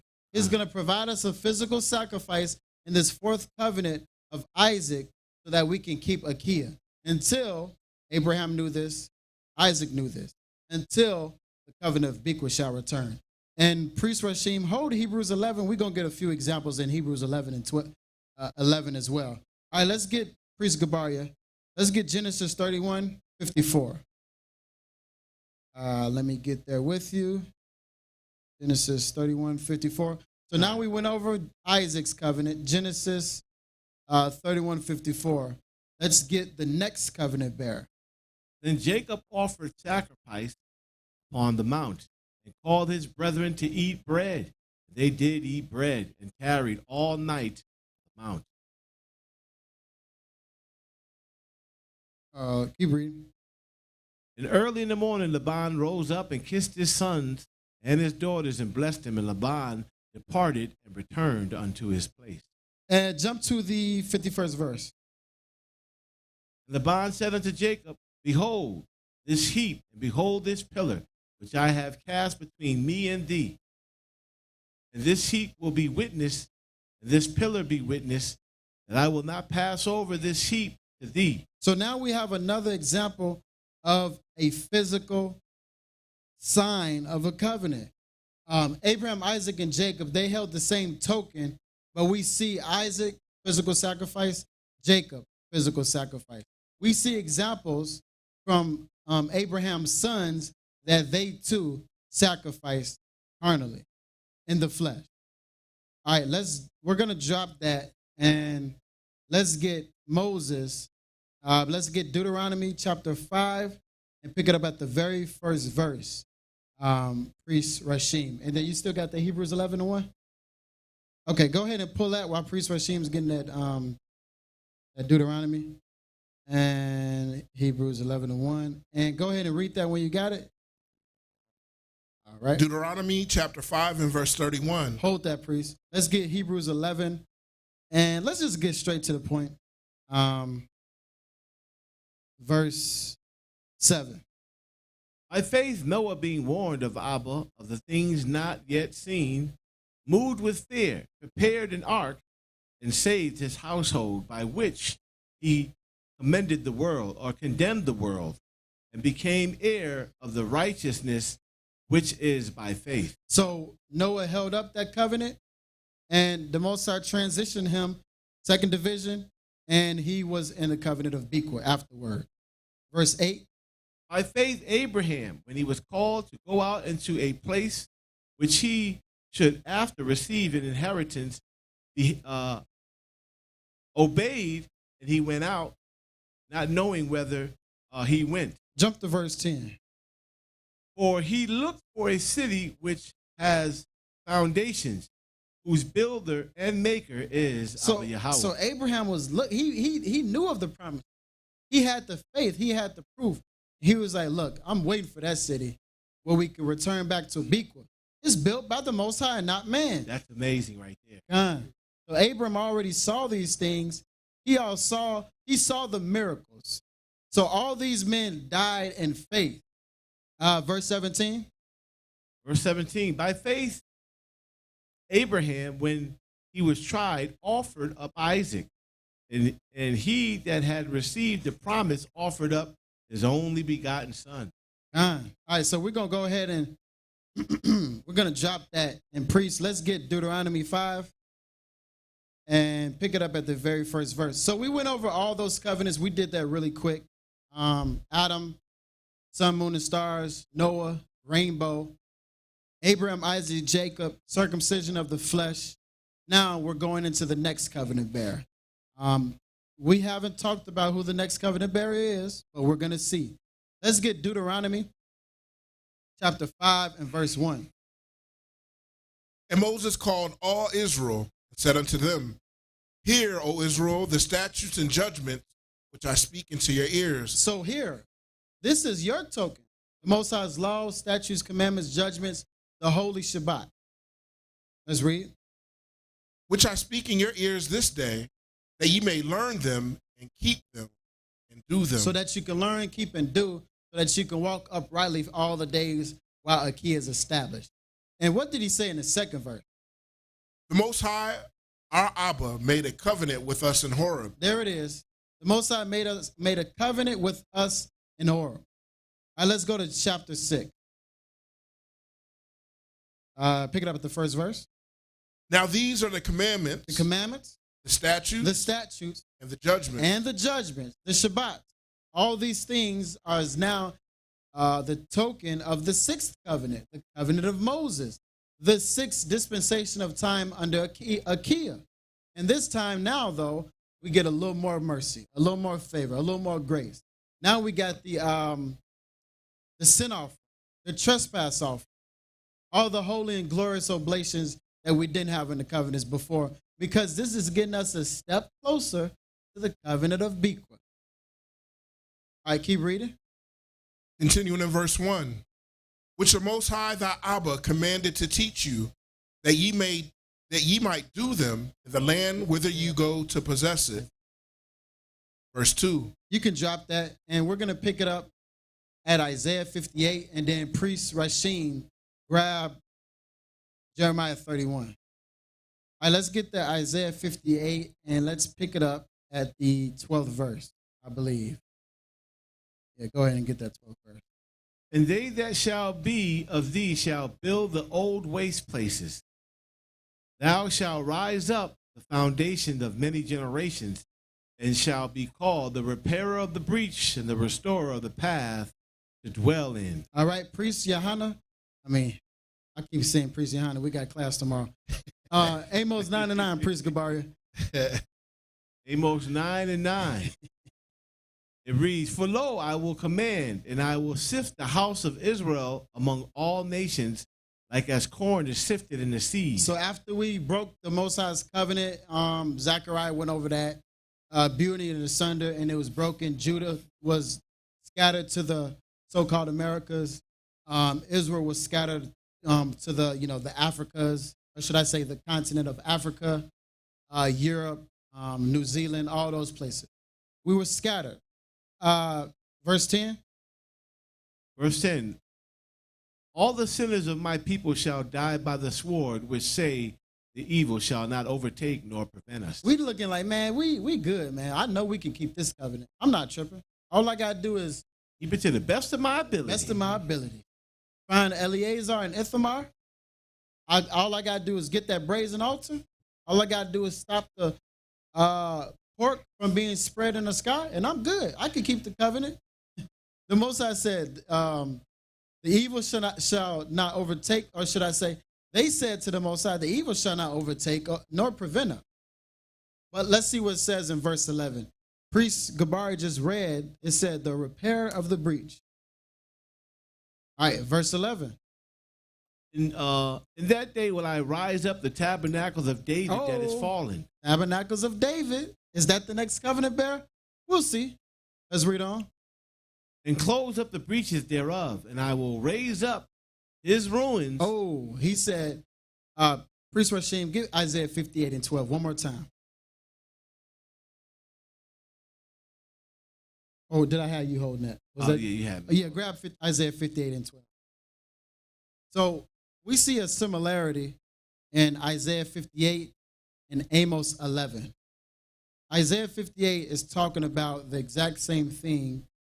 We see the same words in Isaiah 58 and Amos 9, verse 11. Read that when you got it, priest. And they that shall be of thee shall build the old waste places.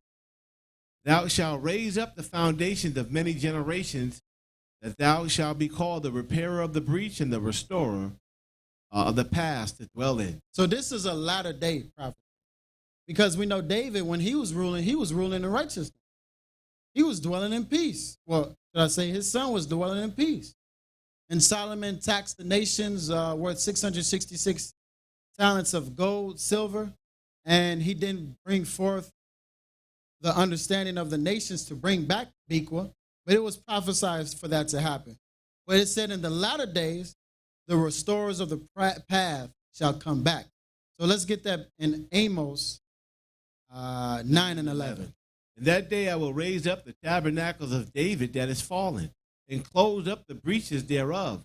I will raise up his ruins, and I will build it as in the days of old. All right, so we just covered that. The tabernacles of David shall be risen up again. Verse 14. Verse 14, and I will bring again the captivity of my people Israel, and they shall build the waste cities and inhabit them, and they shall plant vineyards and drink wine thereof. They shall also make gardens and eat the fruit of them. So they're going to come back to their holy and glorious abode. Verse 15.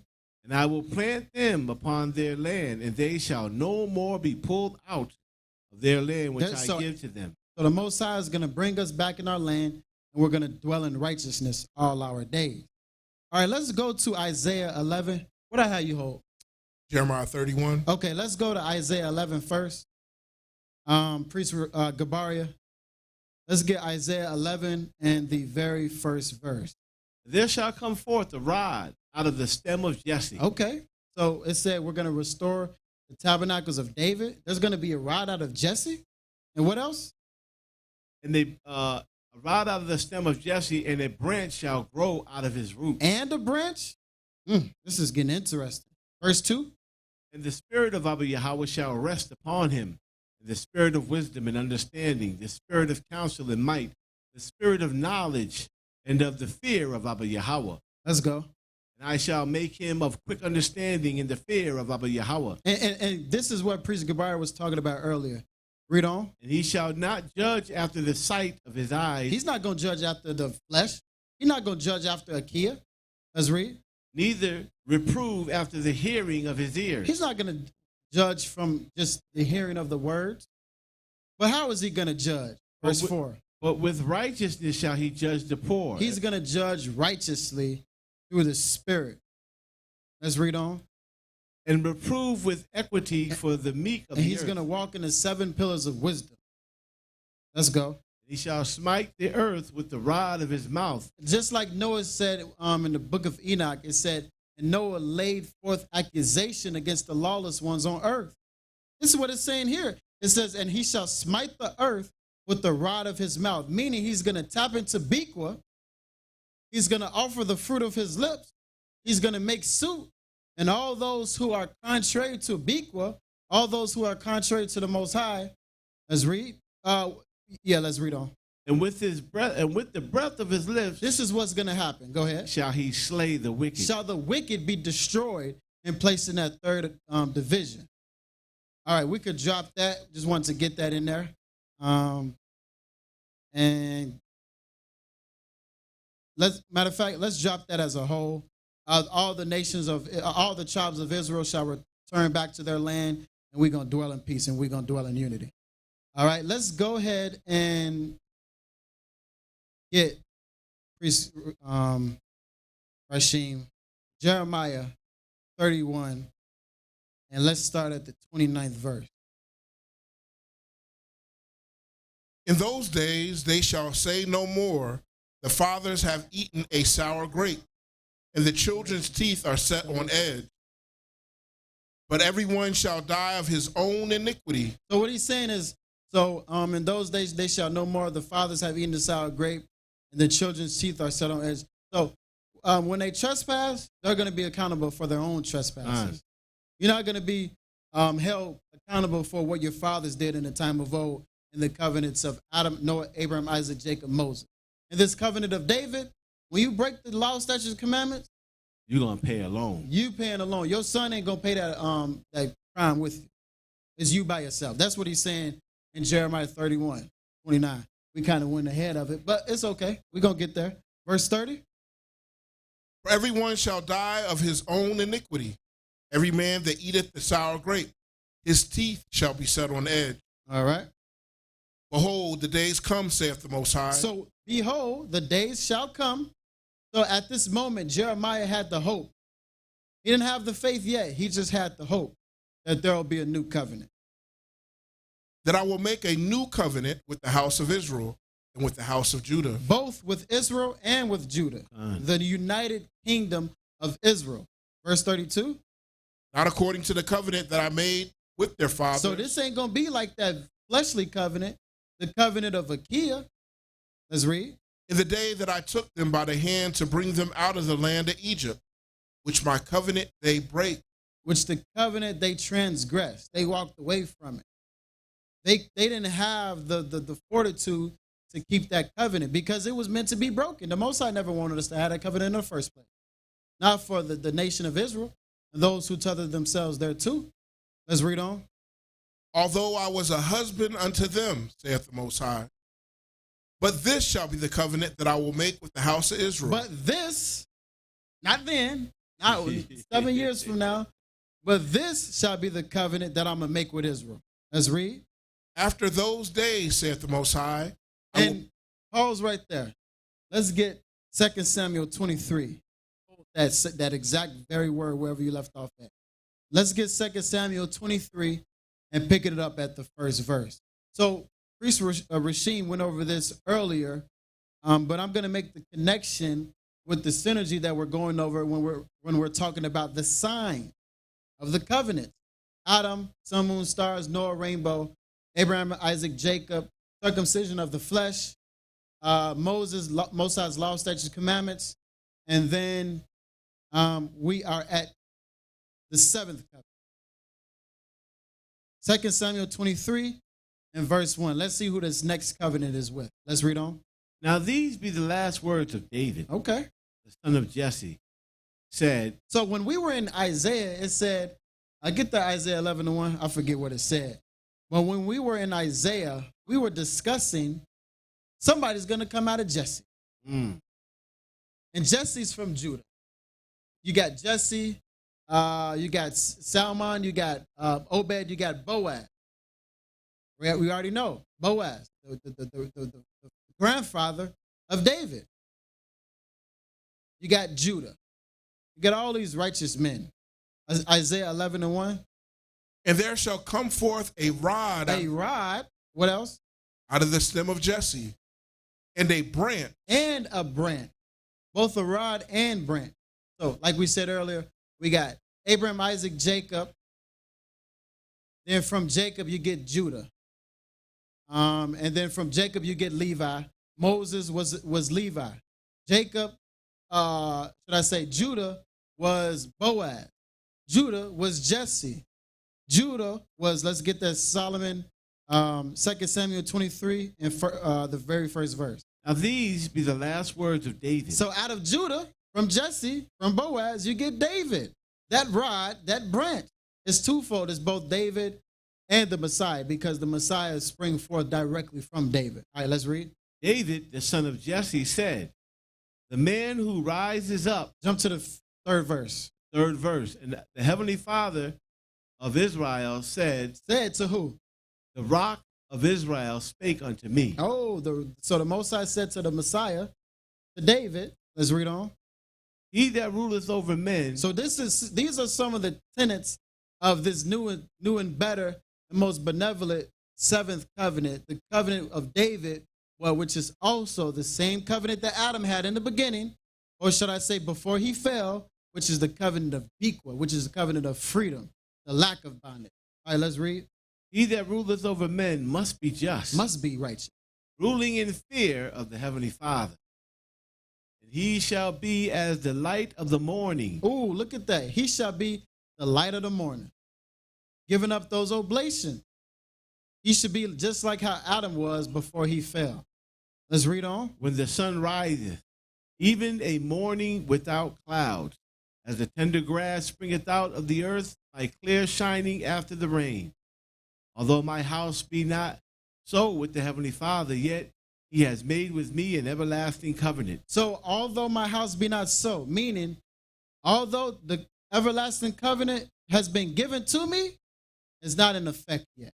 So at that moment, they were still in the previous covenant. David set forth the proper steps of worship. Get that First Chronicle 27. And Priest Gabaya, real quick. Matter of fact, we're not even going to go there. But let's get that First Chronicle 27 real quick. And let me get there with you. 27 and We're going to get straight to the point 1 and then jump to verse 9. Now the children of Israel, after their number, to wit, chief fathers and captains of thousands and hundreds, and their officers that served the king in any matter of the courses, which came in and went out month by month, throughout all the months of the year, of every course were 24,000. So you got 24,000 every hour of the day. Verse 9. The sixth captain for the 6th month, which is the month we're in now. What is it? Was Ira, which means to watch. the son of Ikesh, the Keoite.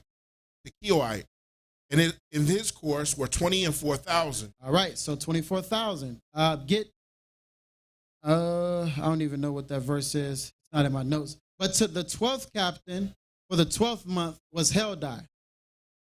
And in his course were 24,000. So David set up, as in heaven, so is it on earth. He set up the 24 hours of worship to the Most High. He knew of that covenant of Biqa because the Most High gave it to him. It just wasn't consecrated yet. It wasn't his time. It wasn't the time, I should say, because the prophecy of the 5,500 years did not come to pass. But he already knew it. He was coming before time. That's why it says in Isaiah, or should I say in Psalms, I praise the Most High every hour of the day. Because he knew, like, look, I'm going to Biqa.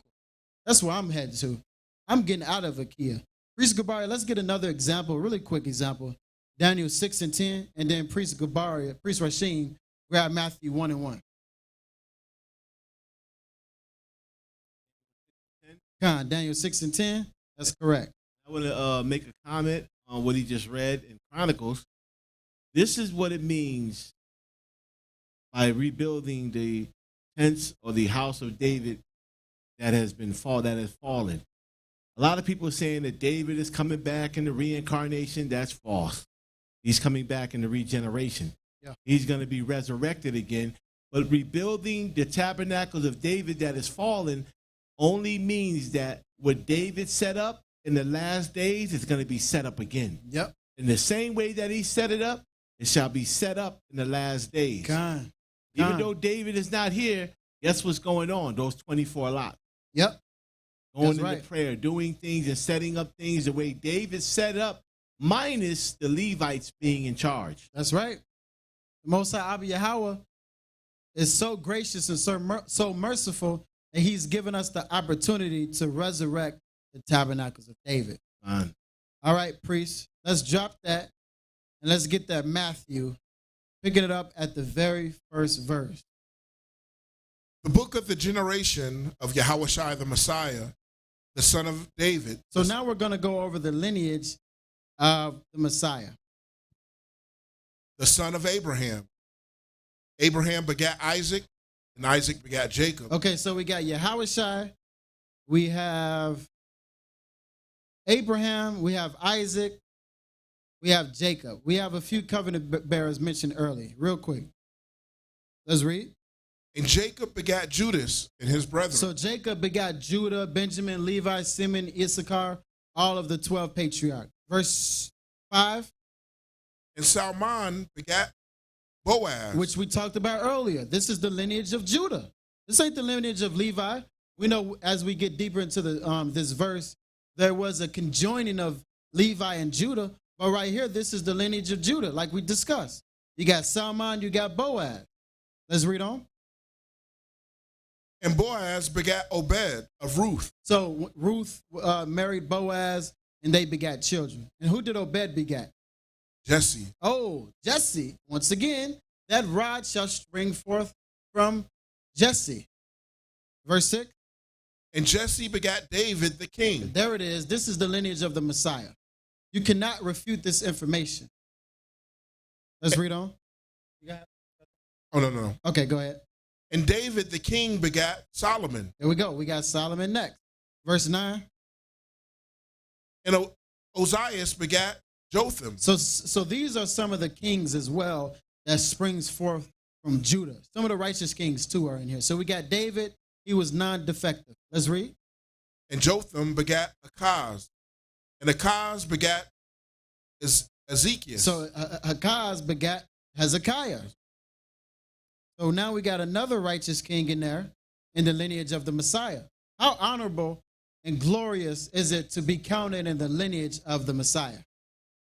Let's read on. And Hezekiah begat Manasseh. Jump to the 11th verse. And Josiah begat Jeconiah. So now we got Josiah, another righteous king. And from this point, we were carried into Babylon. So from, let's see, it'll go into it. We'll get there. All right, let's keep reading the 12th verse. And after they were brought to Babylon, Jeconiah begat Salathiel. So this is that same that was mentioned in the series Angels and Demons. If you don't know who that is, go back to that class and watch it. Let's read on. And Salathiel begat Zerubbabel. So now we got Zerubbabel and Joshua, the bringing forth of the covenant again, and the lineage of Judah. Let's read. And Zerubbabel begat Abiad, and Abiad begat Eliakim, and Eliakim begat Azor, and Azor begat Zadok, and Zadok begat Akim, and Akim begat Eliad, and Eliad begat Eleazar, and Eleazar begat Mathan, and Mathan begat Jacob, and Jacob begat Joseph, the husband of Mary, of whom was born Yahushua the Messiah. Look at that. So from Adam to Abraham, from Abraham to David, from David to the Messiah. Flawless, no errors, is cut and clear. Bringing us back to the covenant of Biqa in that order. Verse 17. So all the generations from Abraham to David are 14 generations. So we got one bracket of 14 generations. Let's read. And from David unto the carrying away into Babylon are 14 generations. We got another 14 generations. And from the carrying away into Babylon unto the Messiah are 14 generations. So we got another set of 14 generations. So these 14 generations from Abraham all the way up to the Messiah, 3 sets of 14 generations, letting us know the sign that the Messiah was coming back. And I think we skipped it. Go back to Jeremiah. Yeah, we definitely skipped that. I don't know if we touched it. Priest Goodbye, get that Jeremiah 31. We kind of was moving too fast. And pick it up at Jeremiah 31, verse 33. We almost forgot the token and sign of the covenant of David, that 7th covenant. And when you hear this, we just went over the lineage of David, so that's why we, kind of jumped the gun. But now that we have the understanding of the lineage of David and how the covenant of Biqa is going to come through David, that everlasting covenant, and from David, the Messiah, consecrating it, we're going to go back and see what the sign is of this covenant of David. We're going to go back and show by way of the Spirit, by way of the Most High Yahweh, by way of the sent men, how this sign is a direct correlation that Biqa is coming back and it's on the scene and it's here. And if you don't see it and if you don't notice it and you don't want to pay attention to it, hey. Nothing we could do for you. Look, that's Hebrews 10 and 28, I think. Go read it. All right, let's get that in Jeremiah 31, verse 33. But this shall be the covenant that I will make with the house of Israel after those days, saith the Heavenly Father. And I will put my law in their inward parts. Oh, it will be where? In their inward parts. And write it in their hearts. Oh, look at that. In your mind. Where you can go up to the third heaven and seek the Most High and inquire. Say that again. Spiritually. You can return back to the Urim, the voice of truth, the enlightenment. You can return back to all that glory. The Most High shall answer when you call upon him. That's how you know the covenant of Biqa is coming back, when you see this sign. All right, priest, we're going to pick it back up where we were. Let's get, we just left off in Matthew. We're going to, let's briefly get Matthew 5 and 14. Priest Gabar, you can get that. And then Priest Rasheen, you can grab, let's see, John 8. So Matthew 5 and 14. Ye are the light of the world. You shall bring forth the covenant of Biqa, so that the people can receive that enlightenment. Let's read. A city that is set on a hill cannot be hid. Neither do men light candles and put it under a bushel, but on a candlestick, and it gives light unto all that are in the house. Let your light so shine before men. Show forth that covenant of Biqa. Let it be known to the entire earth. All right, let's drop that for the sake of time. Let's get John 8:31. Then said Yahushua to those Jews which believed on him, if ye continue in my word, then are ye my disciples indeed. And ye shall know the truth, and the truth shall make you free. You shall come into the seventh covenant, and you shall be free from Akia, free from bondage. That's what the Messiah is saying. But they were too hard. They couldn't hear it. And we're going to see why they couldn't hear it. All right, we know this story. They was like, man, we be of Abraham's seed. We ain't never been in bondage. Indeed, by the Spirit, you in bondage. You are definitely in Akia. Yeah.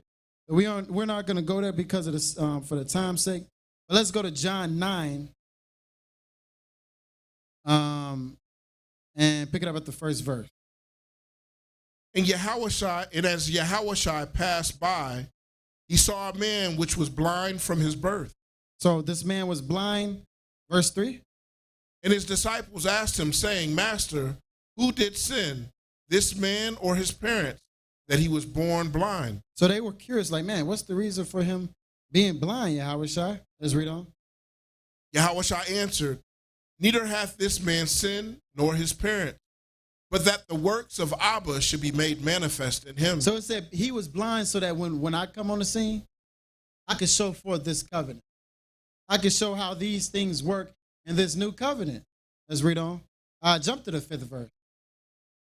As long as I am in the world, I am the light of the world. So as long as I'm in the world, you're going to see Biqa shine forth.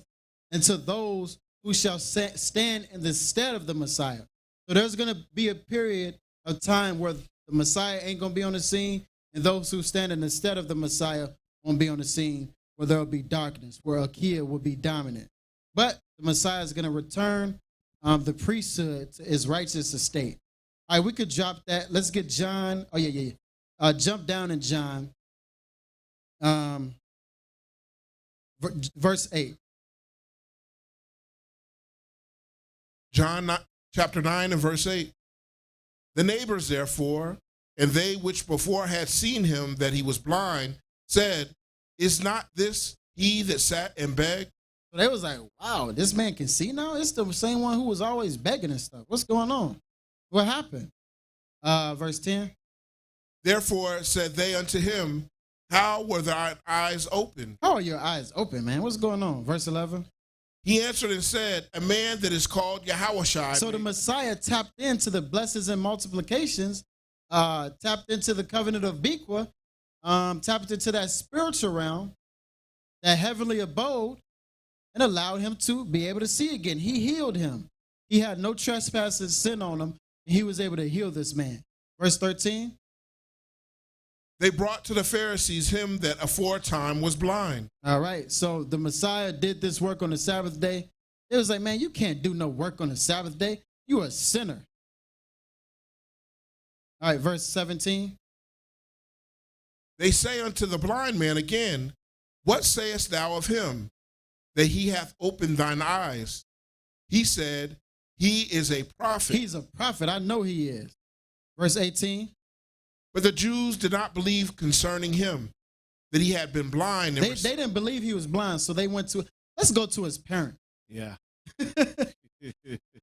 Those Pharisees, man, they sure are rebellious. Yeah. That's like today, man. You can show a brother emphatically this new covenant. He won't see it. Yeah. Brother, oh, I'm about to go to my elders, man. What my elders say? They going off. Huh? Don't watch them, brothers. All the while, the elders are watching the house of wisdom. Yeah. Verse 20. Plagiarize. Gone. They sure are. They're going to get dealt with for that. Verse 20. Verse 20. His parents answered them and said, we know that this is our son. We know this is our son. We see him. Everything on his body shows that this is our son. and that he was born blind. And we can witness that he's born blind. Look at this, verse 21. But by what means he now seeth, we know not. But we don't know how he can see again. So all of the days of our life, he was blind. Or who hath opened his eyes, we know not. He is of age, ask him. He old enough, why don't you ask him? He shall speak for himself. Yeah, because back in those times, you say the wrong thing, yeah, you either put in prison or you getting slammed. So he like, look, he's of age. He a grown man. Why you asking me? All right, verse 22. These words spake his parents because they feared the Jews. There it is right there. They were scared. Like, you go talk to him. We ain't gonna talk for him. Let's read. For the Jews had agreed already that if any man did confess that he was the Messiah, he should be put out of the synagogue. And they were a fearful people. They feared the Most High. So they was like, man, if we can't go in the synagogue at the time, they were saying, if we can't go in the temple, how are we gonna worship the Most High? Exactly. It was our custom. Yep. It was our life. Yep. So they like, look, how about you talk to him yourself? I'm not doing it. Verse 23. Therefore, said his parents, he is of age. Ask him. Hey, leave me alone. You go ask him. Yeah. All right. So, let's see. It's so powerful, but we got to skip for the sake of time. Verse 25.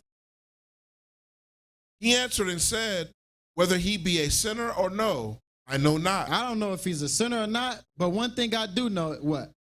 That whereas I was blind, now I see. I can see now. Verse 26. Then said they to him again, what did he do to thee? What did he do so special? Read on. How opened he thine eyes? How he opened the eyes? Verse 27, he answered them, I have told you already.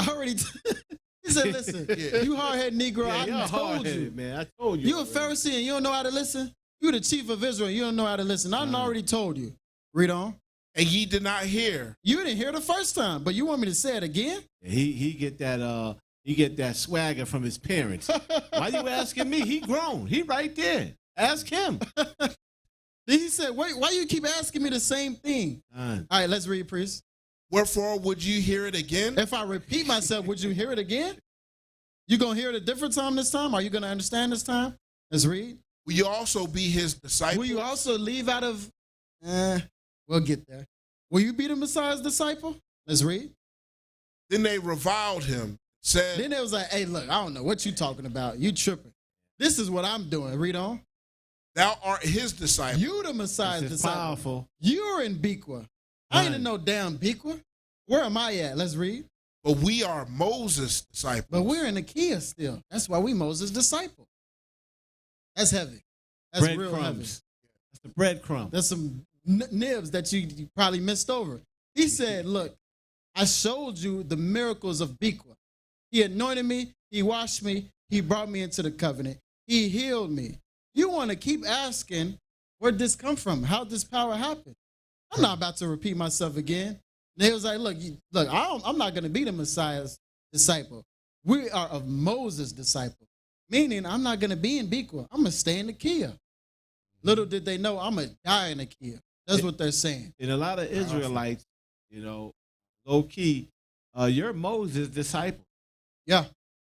Moses is done, man. Nobody disrespecting Moses. He was great. Moses was a great man. He is in the second division. He will be resurrected and be a leader and be among the 144,000. He was great. But his covenant was for a dispensation of time. That covenant is now over.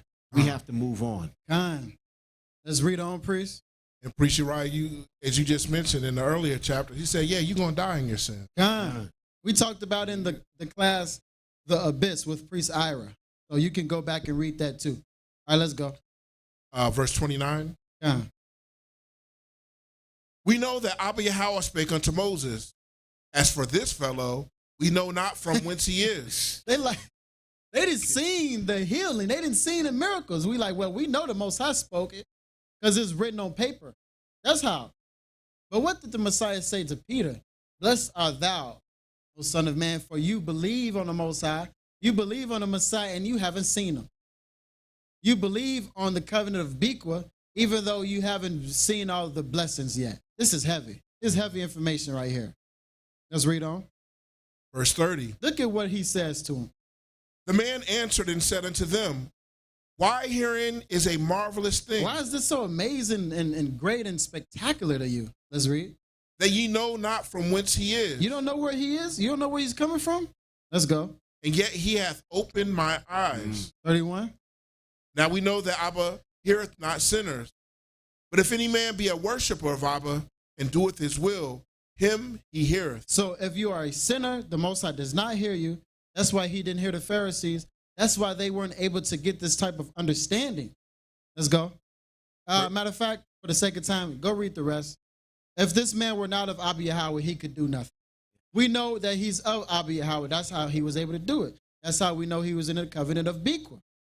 All right. So we're going to go ahead and drop that. Let's see. Let's get Galatians real quick as we move forward. Let's get Galatians 1 and 8, Priest Rashim. But though we or an angel from heaven preach any other gospel unto you than so you preach anything outside of Biqa, anything outside the seventh covenant. Let's read.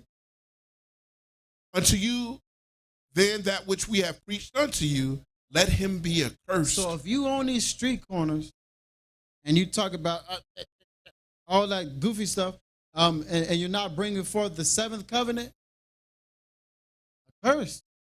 You're in the halls of Christianity and all these other forms of religiosity, and you're not bringing forth the baptism and the washing of the water by the word and showing brothers and sisters how to worship the Most High in spirit and in truth and showing how to get rid of sin, how to get rid of trespass, accursed. Verse 9. Can I add something, priest? Kind. And yet again, this gospel has been so molested by the Christians, the Catholics. Yeah. Yeah. The gospel simply means, as we've been talking about, these glad tidings is Biqa. Yeah. Is the restoration of the peace offering. So if you're not talking about peace offerings and you're not talking about, the course of David as we went over, you're not giving the gospel. It's a false gospel. But verse 9. Let's read. As we said before, so say I now again. If any man preach any other gospel unto you, then that ye have received, let him be accursed. All right. Priest Goodbye, grab Deuteronomy 22. I think that's verse 21. So jump to the next verse. Verse 11. I believe that's verse 11. No, verse 10. Okay. Galatians chapter 1 and verse 10. For do I now persuade men or Abba? Or do I seek to please men? Pause right there. Jump down to verse. Let's see. I got it mixed up in my notes. It says, but if while we seek to be justified by the Messiah. I must have left out the verse on that one. Let's see, that's in Galatians 1. And matter of fact, that might be the second chapter. Go to Galatians 2. And let's see. Let's start at the 13th verse. 17th verse. But if, while we seek to be justified by the Messiah, we ourselves also are found sinners, is therefore the Messiah the minister of sin? Abba forbid. For if I build again the things which I destroyed, I make myself a transgressor. For I through the law am dead to the law. All right, so even though I came forth from the law, I'm dead to the law because I'm baptized in the Messiah, and he's dead to the sin. He's dead to sin. He's dead to that covenant of Biqa. So we too should be dead to the covenant of Biqa, but in life with Biqa. All right, let's read on. Matter of fact, let's drop that. Time is fleeting. Let's go over to Galatians 3. And let's pick it up at Galatians 3 and verse 15. Brethren, I speak after the manner of men. And real quick, get that Deuteronomy 22. Keep going, priest, and 3 and 15. But hold that that Deuteronomy 22. All right, Galatians 3:15. Though it be but a man's covenant, yet if it be confirmed, no man disannulleth or addeth thereto. So even though David is the covenant bearer, no man can take away or add on to. That's what it said, I have the keys of David. He that shutteth, no man open. He that opened, no man shutteth. Verse 16. Now to Abraham and his seed. Now we're going back to Abraham, the promise. Were the promises made? He saith not, and to seeds as of many. And those who come from Abraham and all the nations and everybody else. Let's go. But as one, as of one, and to thy seed, which is the Messiah. So now we are in the Messiah. Read on. And this I say, that the covenant that was confirmed before Abba in the Messiah, the law, which was 430 years after. So the covenant of Akia under Moses with Israel cannot what? Cannot disannul, that it should make the promise of none effect. So the covenant of Akia cannot trump the covenant of Biqa. The covenant of the sixth with Moses established for Israel cannot trump the covenant of David, the everlasting covenant, Biqa. That's what he's saying. That's what he's talking about with the promise and the letter by the law. 18. For if the inheritance be of the law. So if the inheritance from Abraham is of the law, let's go. It is no more of promise. It can't be of the seventh covenant, Biqa, David. Let's read. But Abba Yahweh gave it to Abraham by promise. Abba Yahweh gave that promise to Abraham. Verse 19. Wherefore then serveth the law? Why serve the law? It was added because of transgression. It was there so that we can remove ourselves from trespass of sin. The sin offering, the trespass offering. Let's read on. Till the seed should come to whom the promise was made. And it was ordained by angels in the hand of a mediator. And that mediator is the Messiah. Now a mediator is not a mediator of one, but Abba Yahweh is one. So the Messiah consecrated the covenant of Biqa, the covenant of David for the entire nation of Israel and all those who tether themselves to. But Abba Yahweh is one, and we are one with the Most High Abba Yahweh. Verse 21. Is the law then against the promises of Abba? Is the covenant of Moses against the covenant of Biqa? Let's read. Abba Yahweh forbid. Most High forbid. In Deuteronomy 18, Moses said, hear ye him, the same one who's just like me. He's going to be a holy singer. He's going to be a prophet. He's going to be a king. He's going to be a priest. And a covenant bearer. And a covenant bearer. So you can read that in Deuteronomy 18, start at the 15th verse, all the way to 18. And you can read Deuteronomy 33, 1 through 8. All right, let's read on, priest. Continuing in verse 21, Galatians chapter 3 and verse 21. For if there had been a law given which could have given life, verily righteousness should have been by the law. But the scripture hath concluded all under sin, that the promise by faith of Yahushua the Messiah might be given to them that believe. But before faith come, we were kept under the law, shut up unto faith, which should afterwards be revealed. Wherefore the law was our schoolmaster. So the law was our schoolmaster. The Messiah was a curse for us. And Paul is quoting the vows of the sixth covenant. He said, cursed is a man who hangs on a tree. Get that real quick, Deuteronomy 22, the 22nd verse. 22 and 22nd. If a man be found lying with a woman married to an husband, then they both shall both of them die. But the man that layeth with the woman and the woman, so shalt thou put away evil from Israel. Continue. That might be 21. 21 and 22? 21 and 22.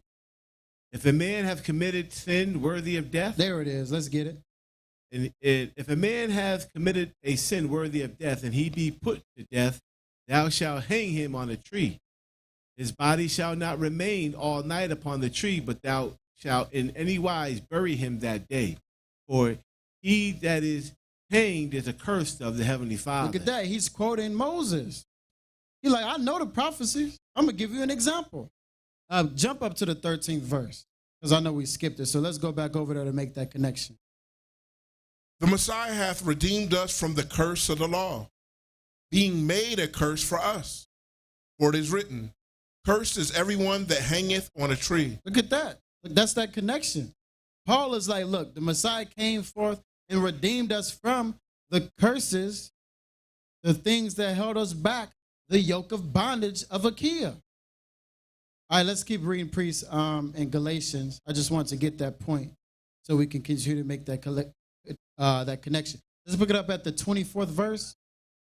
Wherefore the law was our schoolmaster. Wherefore Adam, Noah, Abraham, Isaac, Jacob, Moses was our schoolmaster to bring us unto the Messiah. To bring us into the Messiah, be dead to sin with the Messiah, so that what? That we may be justified by faith. So that we may be justified in this seventh covenant, this covenant of Biqa. Verse 25. But after the faith is come, we are no longer under a schoolmaster. For ye are the children of Abba Yahweh by faith in Yahushua the Messiah. Look at that. Look at that. Let's go over to Galatians chapter 4, and pick it up at the first verse, Priest Rashim. Galatians 4:1.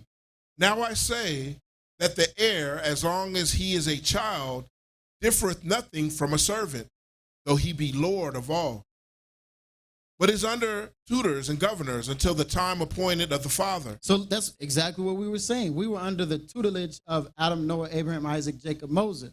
Read. Verse 3. Even so, we, when we were children, were in bondage under the elements of the world. We were held back, constrained, and refined to the covenant of Achaia. Let's read. But when the fullness of the time was come. But when that time came, Abba Yahweh sent forth his son. He sent forth the Messiah made of a woman who was under the law. The reason why that happened is so that the Messiah could conquer this earthly body, so that he can take us away from this earthly body and we can return back to Biqa. Verse 22. Let's get straight to it so we can, I know we're getting a little behind ourselves. All right, let's go. For it is written that Abraham had two sons, the one by a bondmaid. One by a bondmaid, one that was held back and constrained, restricted. The other by a free woman. The other a free woman. Let's read. Verse 23. But he who was of the bondwoman. He that was a bondwoman, he that fell into the covenant of Achaia. Let's read. Was born after the flesh. This is what Adam was saying. He's like, man, I'm fleshly now. I can't believe this. I'm in the covenant of Achaia. Let's read. Can I add something too, priest? Go ahead. And David had mentioned, he said, I was born in iniquity. Yeah, he was born in Achaia, but he rose into Biqa. Just like we were born into Achaia and we rose into Biqa. Continuing in verse 23. But he of the free woman was by promise. But he of the free woman was by promise. The Most High told Adam, he said, look, after you go through your prison sentence, you're going to return back to the tree of life. Don't worry. He that was of the free woman was by Biqa, the covenant of freedom. Verse 24. Which things are an allegory, for these are the two covenants. These are the two covenants. We got, let's read. The one from the Mount Sinai, which gendereth to bondage. Achaia. Which is Hagar.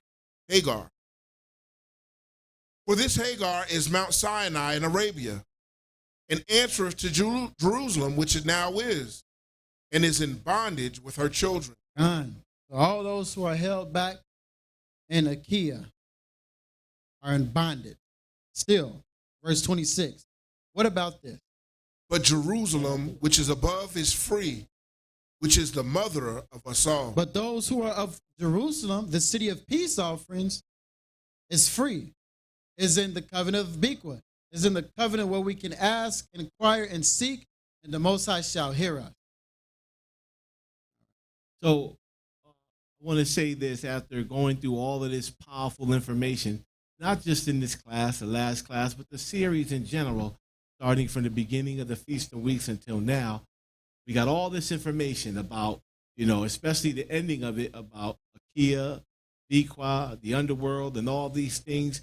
So what do we do now? We know all this information. What do we do? Well, now we have to enter into Biqa. We have to enter into that seventh covenant. You've heard us mention it time and time again, that we have to enter into. You just don't say that I'm covered in the blood, I accept Jesus as my Lord and Savior, and I'm in the covenant. That's not how it works. He just read that the law was our schoolmaster until Christ. So Christ was the one that came to bring the covenant of Biqa. So, Priest Rashim, if you can get me Malachi, the 3rd chapter, and we're going to start at the first verse, because the first thing I want to do is let's go into prophecy. What were the breadcrumbs that were left to give us an idea of us having to enter into this covenant of Biqa in the same way that our forefathers did? If the old was our schoolmaster until Christ, that means we have to look back to our forefathers and inquire the old ways and see what those ways were like, and then follow after them. I think that's somewhere in Job where it says, inquire of the former age. So this is what we're actually doing. We're inquiring of the former age, and we see that the old was written for our learning, to bring us through the Messiah, the Prince. So let's go to Malachi, and let's see what Malachi said about Yahushua, so we can connect all of this together in trying to close up this class for today. Malachi 3, 1 through 4. Behold, I will send my messenger, and he shall prepare the way before me. And the Most High, whom you seek, shall suddenly come to his temple, even the messenger of the covenant, whom ye delight in. Behold, he shall come, saith the Most High of hosts. So we're talking about prophecy of the Messiah, the Prince, Yahushua, Yahshua, Jesus the Christ, as many may call him. And the prophecy was about the Most High sending his messenger to prepare the way, which is John the Baptist. And who was he preparing the way for? The messenger of the covenant, which was the Messiah, the Prince, bringing in that covenant of Biqa. Go ahead. Verse 2. But who may abide the day of his coming? Who's going to abide in the day of his coming? Because not everybody shall abide in that day. Go ahead. And who shall stand when he appeareth? For he is like a refiner's fire. He's coming to clean, to purify. Go ahead. And like a fuller's soap. Fuller's soap, clean.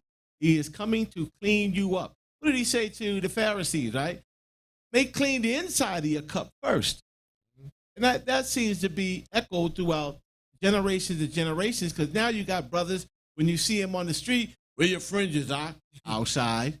Where your beard, outside. Where's your garments, outside. Make clean the inside of your cup first. Get that spirit together first. You guys are too focused on the carnal. Marching in the streets, doing all these things, teaching in the streets. All of that is carnal. Yet you have not come to the understanding of all that reading and all that understanding that you say you have. You have not come into the understanding of the true worship of the Heavenly Father. And you have not come into the understanding that we are in this new covenant of Biqa. You have not come to that yet. You are still wallowing in carnality. And the Most High tells you that he that is carnal is enmity with the Heavenly Father. To be carnally minded is what? Death to the Most High. When you carnal, you are drawn away from the Most High, because Abba don't care nothing about this flesh. He don't care about it. He wants that spirit to get together.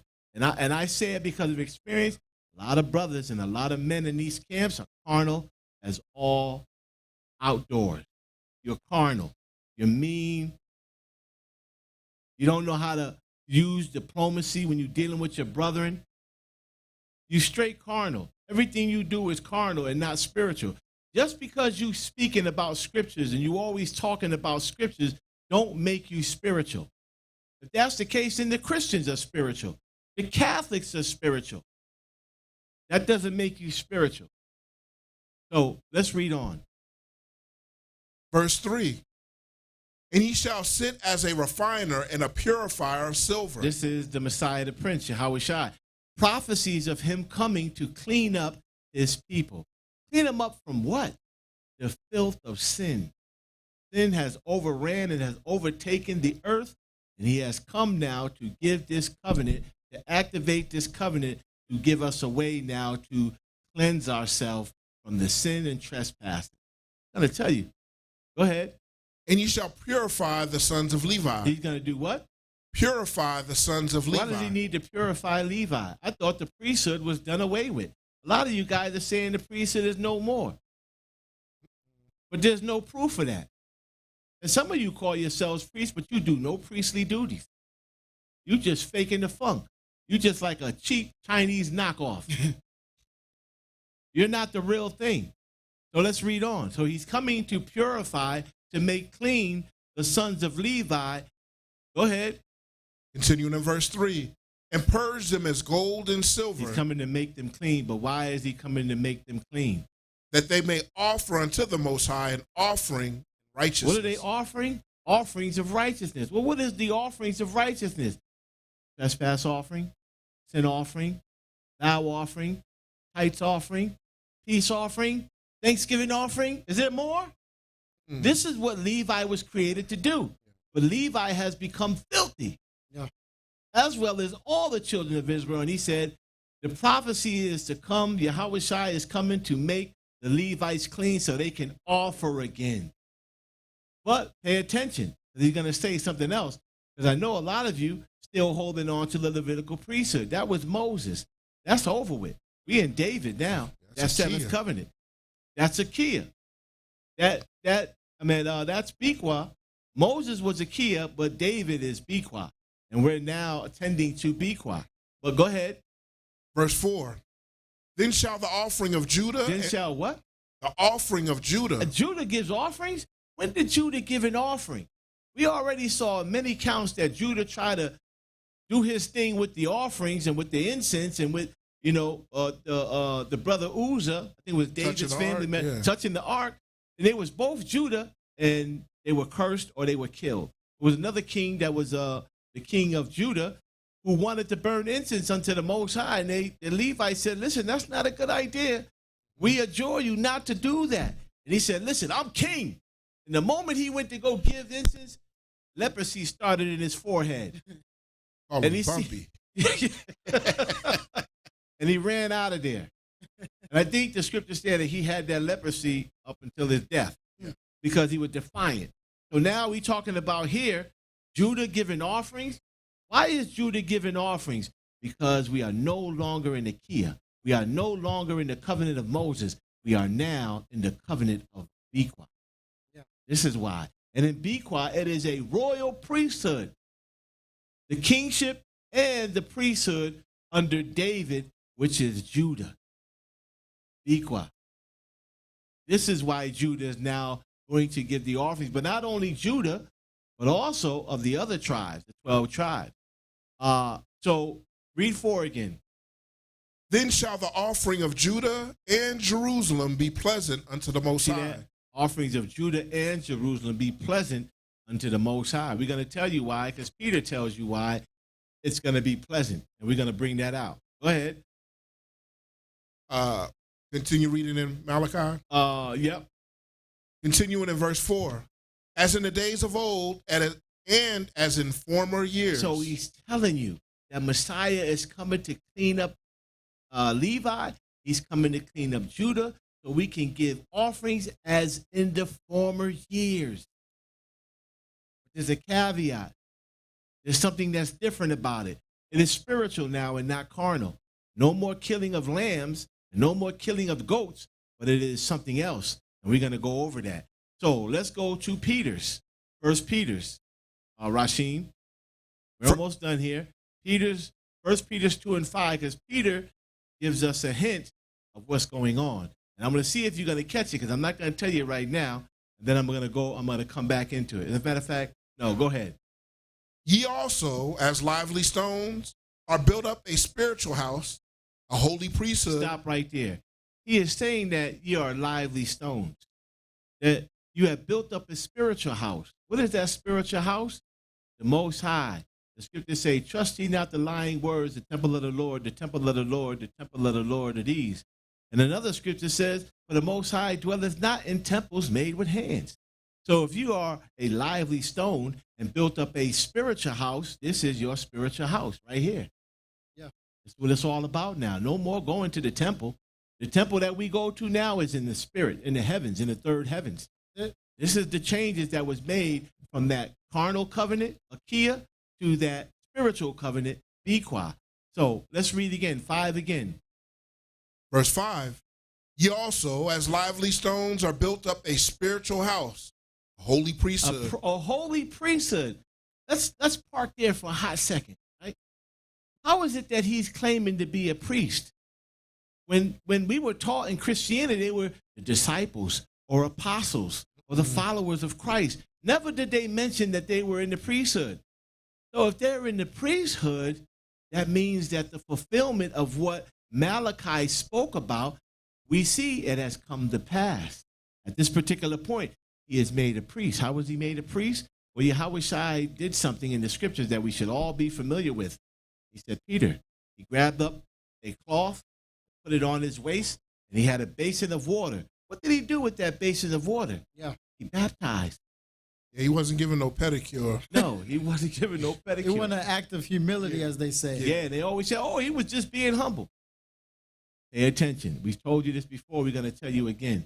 So he brings that out, and he is getting ready to baptize them, right? So now the world says baptism is a submerging, a full submergence. So Peter said, no, you should be baptizing me. You are my Lord. I should be washing your feet. And then Yahweh said this to Peter. He said, Peter, if I don't do this thing, you have no part in this witness. Why did he say that? Why did he say that? Because in order to be a priest in the priesthood, you have to be baptized and anointed and consecrated as a priest. That takes baptism and anointing. So Peter said, well, if that's the case, he said, baptize my hands, my feet, baptize my whole body. Meaning submerge me. Said, Peter, only your hands or your feet will suffice. So what is this submergence? The Messiah didn't submerge anybody. I'm going to tell you something. John the Baptist did not either. Why? Because it wasn't our custom. It was our custom for the priests who got consecrated to have their hands or their feet baptized with water. This is throughout all the scriptures. We brought it out before. But Peter, showing you here, he is a holy priesthood. We're in Biqa now. We're that priesthood according to Biqa. Read on. Continuing in verse 5. So what is this priesthood set up to do? That Christ cleansed them up and cleaned them up for? To do what? To offer up spiritual sacrifices. To give up offerings. It was prophesied that they shall give offerings. And Peter was a Judite. He wasn't Levi. So Judah was cleansed that he can give offerings as in the days of old, but with something different. No sacrificing of animals. Go ahead. He said they were to give up and offer spiritual sacrifices. We're going to go into that spiritual sacrifice in a minute. Go ahead. Acceptable to Abba Yahweh by Yahweh the Messiah. Acceptable by the Heavenly Father, or acceptable to Abba by the Messiah, the Prince, who is now our high priest. Let's go to John, the 6th chapter, and let's start at 32. We're almost done with this thing now. So we spoke about spiritual sacrifices, right? Here's the spiritual sacrifices. And then we'll go on from there to explain a little more. John 6, start at 32. Then Yahweh said unto them, verily, verily, I say unto you, Moses gave you not that bread from heaven. Moses in that covenant of Akia, you didn't get that bread from heaven. Go ahead. But my Father giveth you the true bread from heaven. He's giving you the true bread. Go ahead. From the bread of Abba is he that cometh down from heaven. So the bread of Abba Yahweh is he. Who's that he? The Messiah, the Prince. So the bread of the Most High, which cometh down from heaven, is the Messiah, the Prince, Yahweh Shai. He is that bread. Is he not spiritual? Pay attention to what's going on. Go ahead. and giveth life unto the world. Now, Yahushua being that bread, giveth life unto the world. Go ahead. Verse 34, then said they unto him, Lord, evermore give us this bread. We want that bread. Give us that so we can have life. And now we can be cleansed and cleaned and do this work. Go ahead. Verse 35, and Yahushua said unto them, I am the bread of life. I am the bread of life. That spiritual bread. Go ahead. He that cometh to me shall never hunger, and he that believeth on me shall never thirst. But I said unto you that ye also have seen me and believe not. All that the Father giveth me shall come to me, and him that cometh to me I will no wise cast out. Come on. For I come down from heaven. Where did he come from? Not from heaven. He come down from heaven. Everything in heaven is spiritual. Go ahead. Not to do my own will. I didn't come to do my own will, but whose will did he come to do? But the will of him that sent me. Who sent him? Abba Yahweh. He didn't send himself. Yahushua is not Abba Yahweh. Get that correct. Go ahead. Verse 39, and this is the Father's will which hath sent me, that of all which he hath given me I should lose nothing, but should raise it up again at the last day. So he's going to raise us up again in this particular time now. And we are being raised up in Biqa, coming in this seventh covenant, coming into this understanding and being clean, being made ready to become spiritual beings now, immortal. Go ahead. Verse 40, and this is the will of him that sent me, that everyone which seeth the Son and believeth on him may have everlasting life. So listen to that carefully, because Christians take this and run. If you believe on Yahushua, listen to what I'm saying, you shall have everlasting life. So now we're thinking, all I got to do is believe. But he goes on, because you guys got to be able to pay attention when you read the context of it and everything. You just can't read one thing and just run with it. So yes, if you believe on him, you may have everlasting life, but there is a caveat in believing on him. Let's find out what it is. Continuing in verse 40, and I will raise him up at the last So day. we got to believe in Yahushua. That's one. Go ahead. Verse 41, the Jews then murmured at him, because he said, I am the bread which came down from heaven. How you the bread that come down from heaven? This is crazy. How you the bread? How you the living bread? Go ahead. Verily, verily, I say unto you, he that believeth on me hath everlasting Here life. we go again. If you believe on Yahushua, Jesus the Christ, you have everlasting life. Let's move. 48, verse 48, I am that bread of life. I am that bread. I am that bread of life. Go ahead. Your fathers did eat manna in the wilderness. And that manna was good. It was very nourishing. It gave them strength. It gave them power. When I say power, meaning that in that 40 years, no one was feeble. No one was sick. No one had gout. No one had diabetes. No one had high blood pressure. Shoes weren't worn out. The shoes didn't wear out. Nothing. Go ahead. And are dead. So they ate that bread and they died. Go ahead. Verse 50, this is the bread which cometh down from heaven, that a man may eat thereof and not die. Go ahead. I am the living bread which came down from heaven. If any man eat of this bread, he shall live forever. Stop right there. Let's park right here for a second. He just said, if you believe on me, you shall have an everlasting life. But now he's saying something else. If you eat of this bread, it's not just believing now, it's also believing and eating of this bread. So how is it that someone is teaching you just believe in Jesus the Christ and you shall have everlasting life? He said you got to believe in me, number one, and number two, you got to eat this bread. If you don't eat this bread, you cannot make it into this kingdom. You cannot see life. You will not be close to the Most High. Let's read on, because there's more. And the bread that I will give is my flesh. And the bread that he will give, what is what? His flesh. His flesh. Let's move on.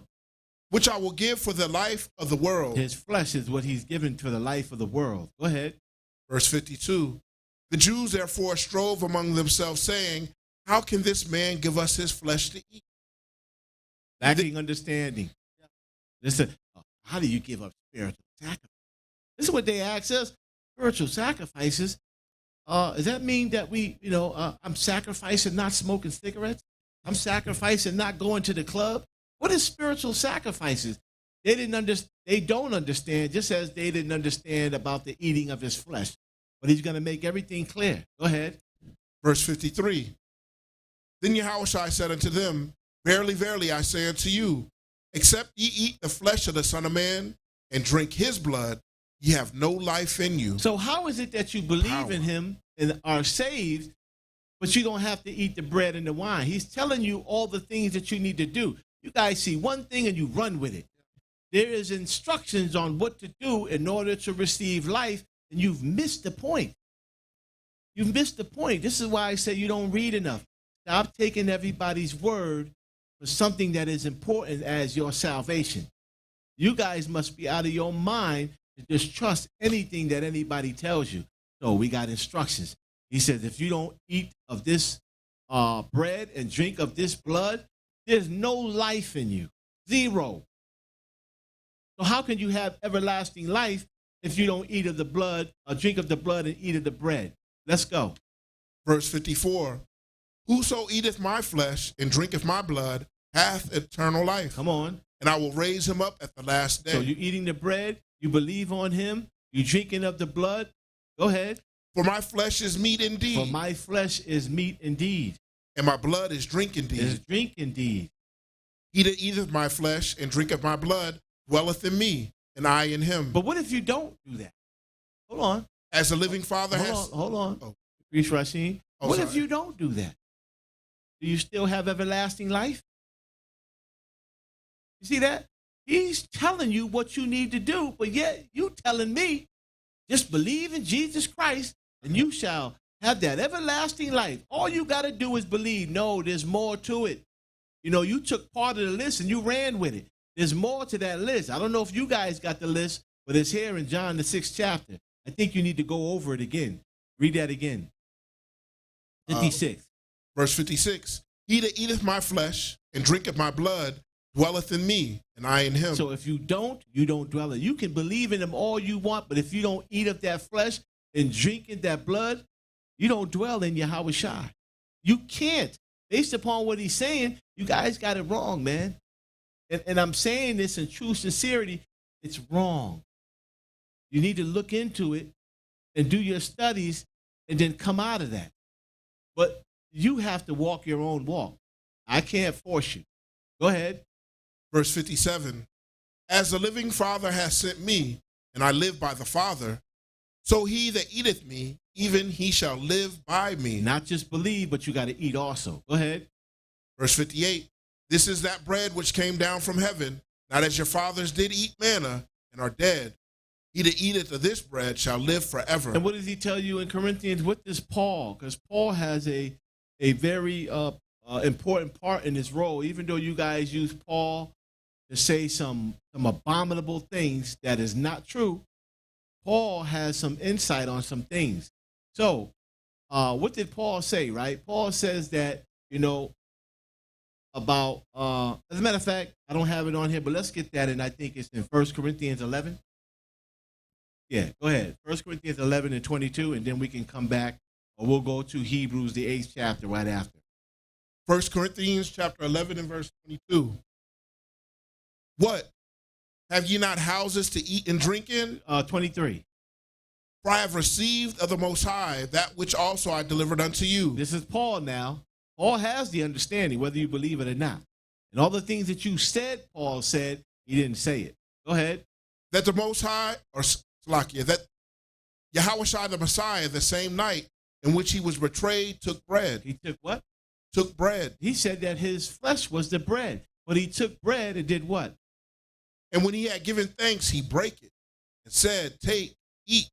This is my body. See, he's bringing you back to that connection. This bread that I talked about that you must eat, this is my body. If you want to see life, if you want to dwell in me, you must eat this bread. And it's unleavened bread. It's not Wonder Bread, and it's not a bagel. It's unleavened bread, meaning without yeast. Go ahead. Take, eat. This is my body, which is broken for you. This do in remembrance of me. He said, do it in remembrance of me. Go ahead. Because he commanded you to eat of his body and to drink of his blood in order for us to dwell in him. Go ahead. 1 Corinthians chapter 11 and verse 25. After the same manner also he took the cup when he had supped, saying, this cup is the New Testament in my blood. That's the who? The new covenant in my blood. The new covenant. Testament is covenant. This is the new covenant of my blood. What is that new covenant? David's covenant. Akia is no longer here. Biqa has arrived on the scene, and David is the recipient of that covenant. We've been trying to tell you this for many, many years, and a lot of you just don't want to hear. But for those of you that will hear, may the Most High bless you tremendously. And you'll see the blessings come when you come in. But finish that up. Continuing in verse 25. This do ye as oft as ye drink it. As oft as you drink it. Go ahead. In remembrance of me. Do it in remembrance of me as often as you can. What did he say? Give us this day our daily bread. And to do what with this daily bread? Ask the Heavenly Father to forgive you of your trespasses. How many of you are doing that? Oh, Jesus already died for my sins, so I don't have to worry about getting rid of trespasses. Again, you're not following the instructions that were left by the Messiah, the Prince. Won't receive Biqa. No, and you're rebellious as hell because you won't listen. But I digress. I'm leaving that alone. You guys, we giving it to you. You have to drink of it. I can't force you to drink. So that's it on that. From there, let's go to Hebrews, the 8th chapter. Let's start at 6 and read all the way to 11. We're almost done with this thing here. So Paul, let's see his views also, again, on what's been said by us to see if Paul is actually, or to see if we are in line with Paul and the things that we are saying. So what did he say in Hebrews, the 8th chapter, the 6th verse? But now hath he obtained a more excellent ministry. Stop right there. Slow down. Read the first two words. That first verse, you know, I always say that. Yeah. But go ahead.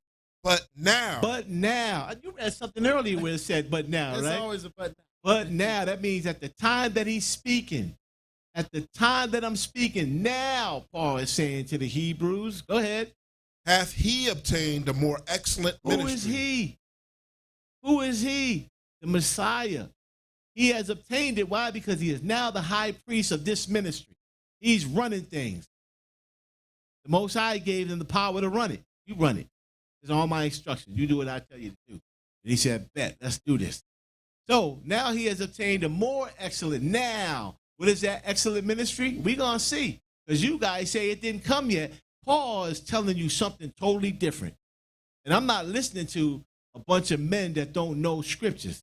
I'm listening to Paul and the apostles and the righteous men who said that these things would come. We just showed you all the breadcrumbs, and now Paul is only echoing what the prophet said. What did he say in Acts 26 chapter to Agrippa?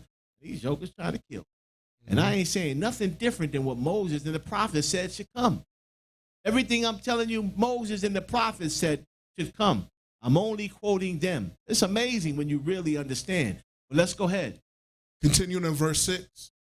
How much also he is the mediator of a better covenant. He is a what?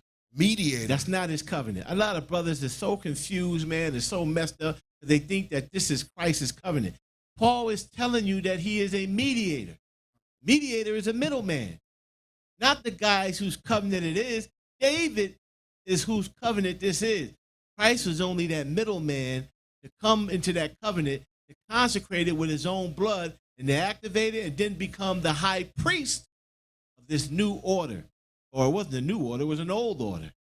An old order that Adam had first, and then he fell out of that old order, and we was in that order of Akia until now that Christ is coming to bring us back into that new order. Let's Can I read. have some, priest? Go right ahead. Like Priest Yah brought out, he said he holds the keys of David. Yes, he does. He didn't say I hold Yahweh's keys. Keys is the covenant of David. So they're David's keys. This is his covenant. Let's get some understanding. It's David's covenant. This is why he holds the keys of David. I hold my own keys that I can open the doors of. No, that's not what was said. It was he holds the keys of David. Let's go ahead. Continuing in verse 6, which was established upon better promises. It was established upon better promises. What's the better promises?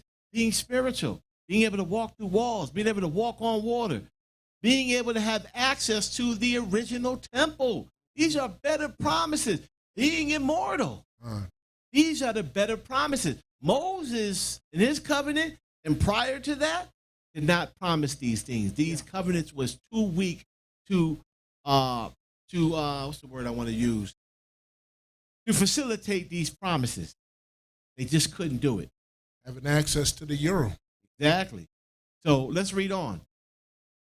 Verse 7, Hebrews chapter 6 and Hebrews chapter 8 and verse 7. For if that first covenant had been faultless. That first covenant was what covenant?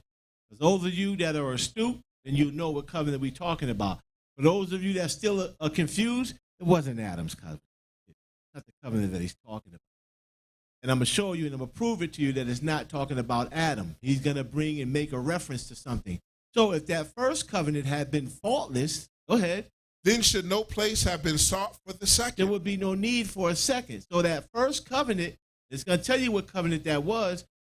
It was only for a particular time. It was only for a dispensation of time. It wasn't that it would be that covenant and then we would be, kind of go out with it, but it was set up that another covenant can come and that we can end this whole madness with this second covenant. So if the first covenant had been faultless, then there should be no place should have been sought for another covenant, that seventh covenant. Go ahead. Verse 8, for finding fault with them, he saith. Now, this is heavy. This links everything. Because he said, and now, right? We're in this covenant, and now he's going to bring you to the link and what he's talking about. Go ahead. Behold, the days come, saith the Most High, when I will make a new covenant with the house of Israel and with the house of Judah. Go ahead. Not according to the covenant that I made with their fathers in the day when I took them by the hand to lead them out of the land of Egypt. Because they continued not in my covenant, I regarded them not, saith the Most High. So what is he talking about? He's going back to Jeremiah 31 and 31, where Jeremiah said, listen, I know this covenant of Achaia is done. Moses' covenant had ended, but the Most High is getting ready to make a new covenant. Paul said this covenant is now. And he makes reference to Jeremiah 31. We're in that new covenant. So if you're waiting for it, then shame on you. You're going to keep waiting for it because it's already here. So it's now time to come into it. He makes the connection. Go ahead. Verse 10. For this is the covenant that I will make with the house of Israel after those days, saith the Most High. I will put my laws into their mind and write them in their hearts. And I will be to them a Abba, and they shall be to me a people. Go ahead. And they shall not teach every man his neighbor and every man his brother, saying, know the Most High, for all shall know me, for the least to the greatest. So this is the fulfillment of this covenant. So just because we're not in that fulfillment of it yet, people say we're not in that covenant because we're not teaching everybody, or we still teaching his neighbor. Well, there's a beginning of a prophecy, there's a middle of a prophecy, and there's an end of a prophecy. This is the ending of that prophecy. So what is the beginning of that prophecy? The Messiah coming, shedding his blood to activate that covenant. That was the beginning of that prophecy. Now we have to go out and teach until the ending of that prophecy comes, where we don't have to teach anymore because we will all know of the Heavenly Father. And let's go ahead. Verse 12. For I will be merciful to their unrighteousness, and their sins and their iniquities will I remember no more. Verse 13. And that he saith, a new covenant he had made the first old. So he saith, a new covenant. Biqa is here. We've been waiting for it. It is here. And he had made the first, Noah's covenant, that sixth covenant, he made it old. Go ahead. Now that which decayeth and waxeth old is ready to vanish away. It's done. It's over with. The covenant is activated. Now, what we're doing now, because we're just starting this race, as we're continuing on in the race, more and more people will begin to know that Moses' covenant is dead, and now Biqa is here, David's covenant, and now we can begin to enter into it. So now as we begin to enter into it, that old covenant of Moses will begin to vanish away. And it's beginning to vanish away now because we are now learning about Biqa and this new covenant, David's covenant, Davidical covenant. So from there, let's get this. Let's get Hebrews 13 and 10, and we got one more after that, and then we can call it. So Hebrews 13. Let's read the 10th verse. We have an altar whereof they have no right to eat, which serve the tabernacle. So Paul is telling you in this covenant of Biqa, we have an altar, right? And which altar is that? It's the heavenly covenant. It's that altar that's in the heavens that Moses saw and made a replica down here on earth. So we have an altar, that spiritual, that righteous altar, wherefore they have no right to eat, which serve the tabernacle. What is the tabernacle? What is it talking about? Those that are in Moses' covenant, still going to the temple, still going to the tabernacle, still giving up those sacrifices. Because you in the covenant of Moses, you have no right to eat of this new covenant in Biqa. Until you come out of Moses, you can't eat of it. You have no right to it. And if you do come to try to eat, being sneaky, it's going to be a detriment unto you. Let's read. Verse 11. For the bodies of those beasts whose blood is brought into the sanctuary by the high priest for sin are burned without the camp. Wherefore Yahushua also, that he might sanctify the people with his own blood. With his own blood. Go ahead. Suffered without the gate. Let us go therefore unto him without the camp, bearing his reproach. What is the scripture? Well, what do we say in our prayers? Let us all bear our cross. Let us all bear our cross. What is the cross? Coming in this new covenant, giving up those oaths, getting them lots, coming to the feast, doing those things that are commanded in this covenant, that are commanded in this agreement. Go ahead. Verse 14. For here have we no continuing city, but we seek one to come. Yeah, the city of Adam, the new Jerusalem. This is the city that we seek now that we're in Biqa. We're not seeking, everybody's looking for this carnal. Everybody's looking for Jerusalem in Israel today, that little place that's the size of New Jersey, waiting for a temple to be built there. I'm going to tell you something. You keep waiting for that. You're going to find the end has come, and Yahushua has come, and his righteous men are in the new city of Jerusalem, because that's that new city. I think we just read it today where the Most High was building his city with his own hands.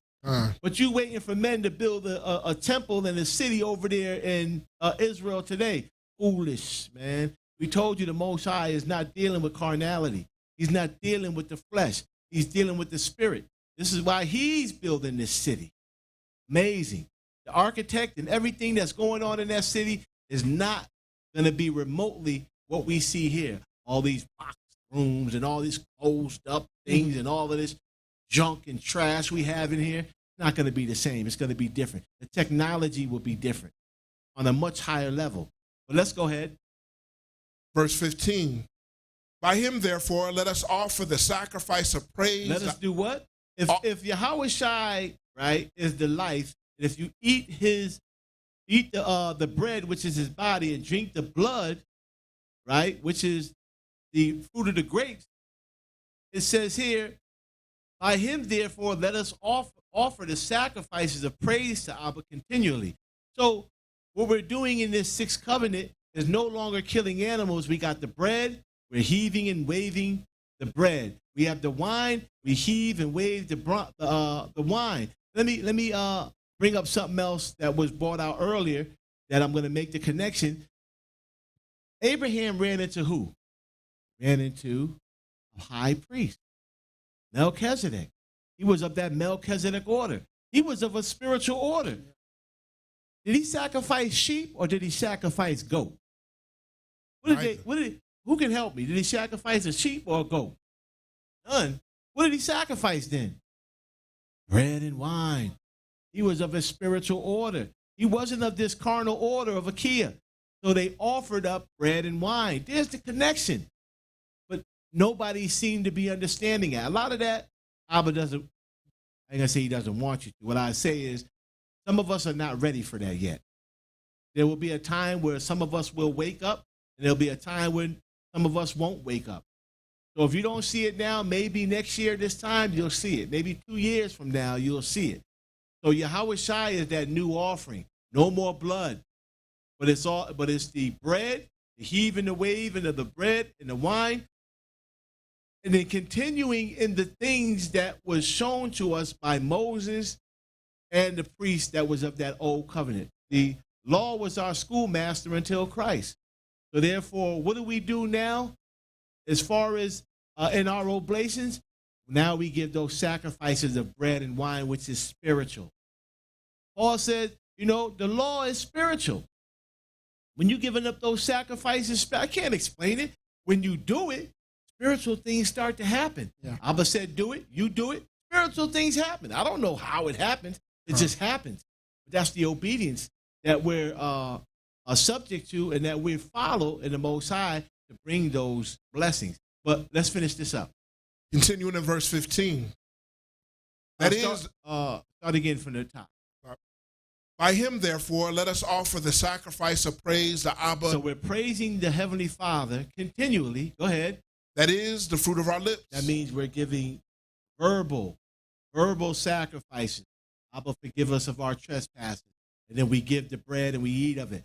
Abba, this is the drink offering for the trespass offering. We heave and wave it, and then we drink it. And then we do the same for the sin offering. We use the bread, we heave it and we wave it, and then we do the wine. No more blood. But the rituals and the rites that our forefathers followed after, in every feast and every high holy day, we are to perform the same rituals without the killing of the blood. It's a lot easier now, especially for us. You go out there and kill a goat, you know what I mean, out and somebody see you.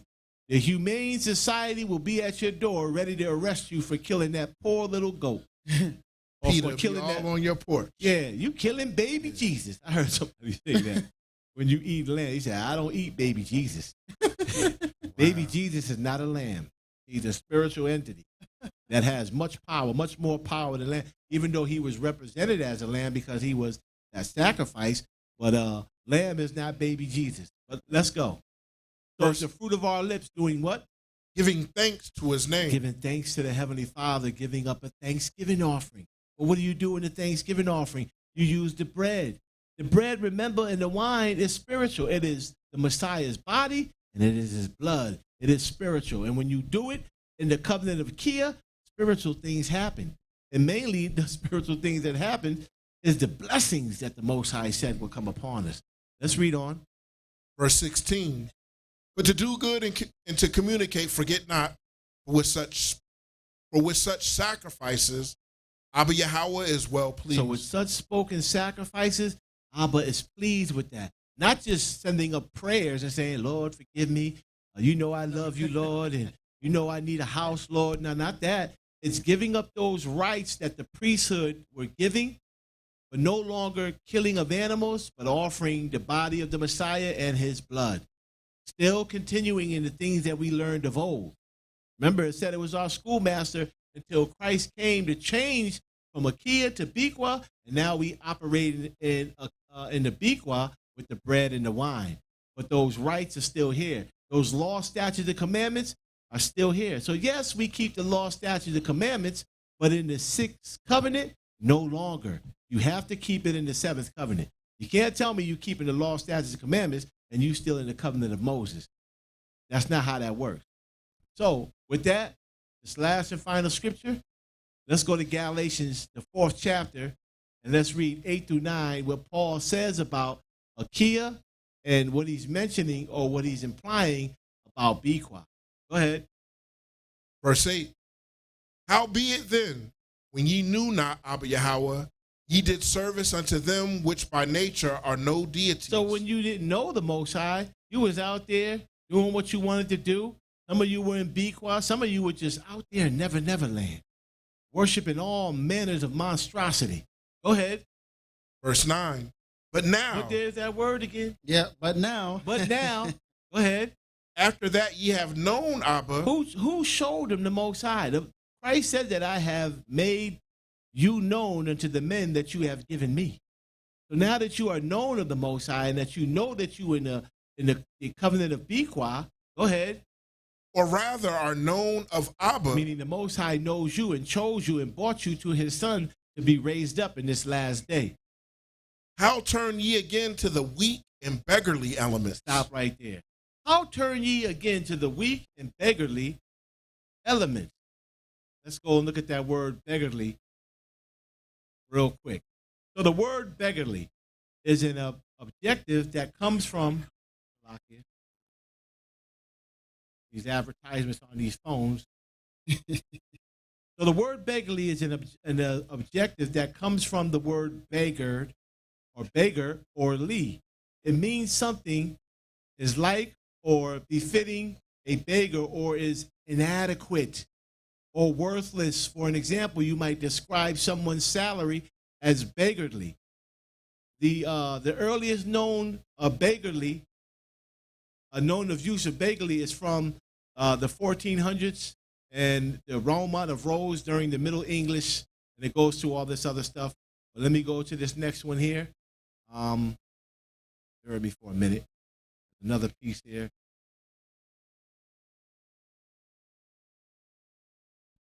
For some reason that's not showing. Let me see here. Oh, okay.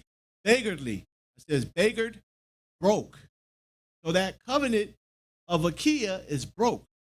It is destitute, dirt poor, down and out, famished, hard up, and impoverished, and indignant. So this covenant, Paul is telling you, I turn around and now you guys are back into the old and weak and beggarly element that is going back into the world, into what you knew, or going back into the covenant of Moses. It's weak. Compared to Biqa, that old covenant of Moses is weak compared to that. But when it was in his strength, when Moses had it and everybody else followed after, it was in its strength and it was necessary. But now that we have something more powerful, how is it that we're going back to that was weak and diminishing? Paul tells us it was diminishing. It was vanishing away. So how is it that you turn to the weak and beggarly element, whereunto ye desired again to be in what? Bondage. Did not we speak about what that bondage was? Being in Achaia. You want to be in Achaia? Come on, man. You guys love this captivity mess. We free now. The cell doors are open, and you are told you can go home, but you guys are still in prison as if you're still in bondage. Listen, the prison doors are open. You have to now come into it. How do you come into it? Well, the old tells us that we have to be covenanted with the Most High. One more scripture, and then we can close it. What's that? Psalms 50 and 5, and then we can close it with that. Okay.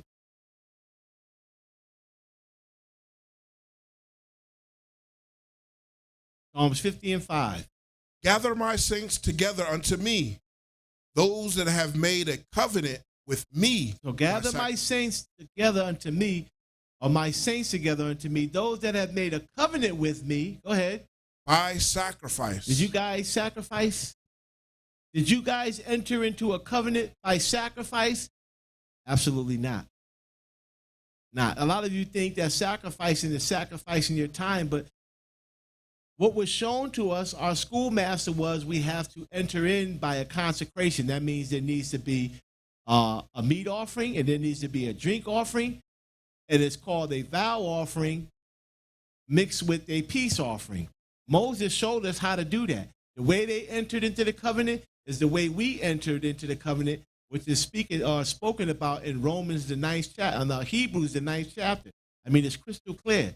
So how do we get into this covenant? We have to enter in by a sacrifice, offering the bread and the wine, making a vow offering, umbrellaed under the peace offering, and then we eventually will be those saints under that covenant of Biqa, and then we can begin to enjoy all the benefits that we spoke of here at the House of Wisdom in many of these classes. So with that, we're not going to hold you any longer. We're going to end it unless Priest Uriah has anything to close with. No, that's it. So we can go ahead and end it and go to the Q&A, starting with the congregation first and then going online. Dang, Priest, you just going to skip over me? I might have had something to add. It's a lot. Go ahead. I'm messing. I didn't have nothing. So we got something in the audience, and Hold Pause the line. The sister in the green shirt. All right, online? Anything online? Oh, not so far. Well, that's it. We're not going to wait another 5 minutes.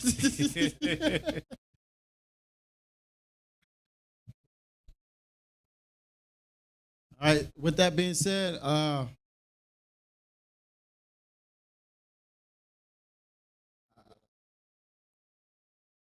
Oh, we have something to know. No. Okay, that's good. All right. praises. May the Most High give forth that understanding through this class today, the heavenly covenant. May peace and blessings be multiplied. Shalom. Shalom.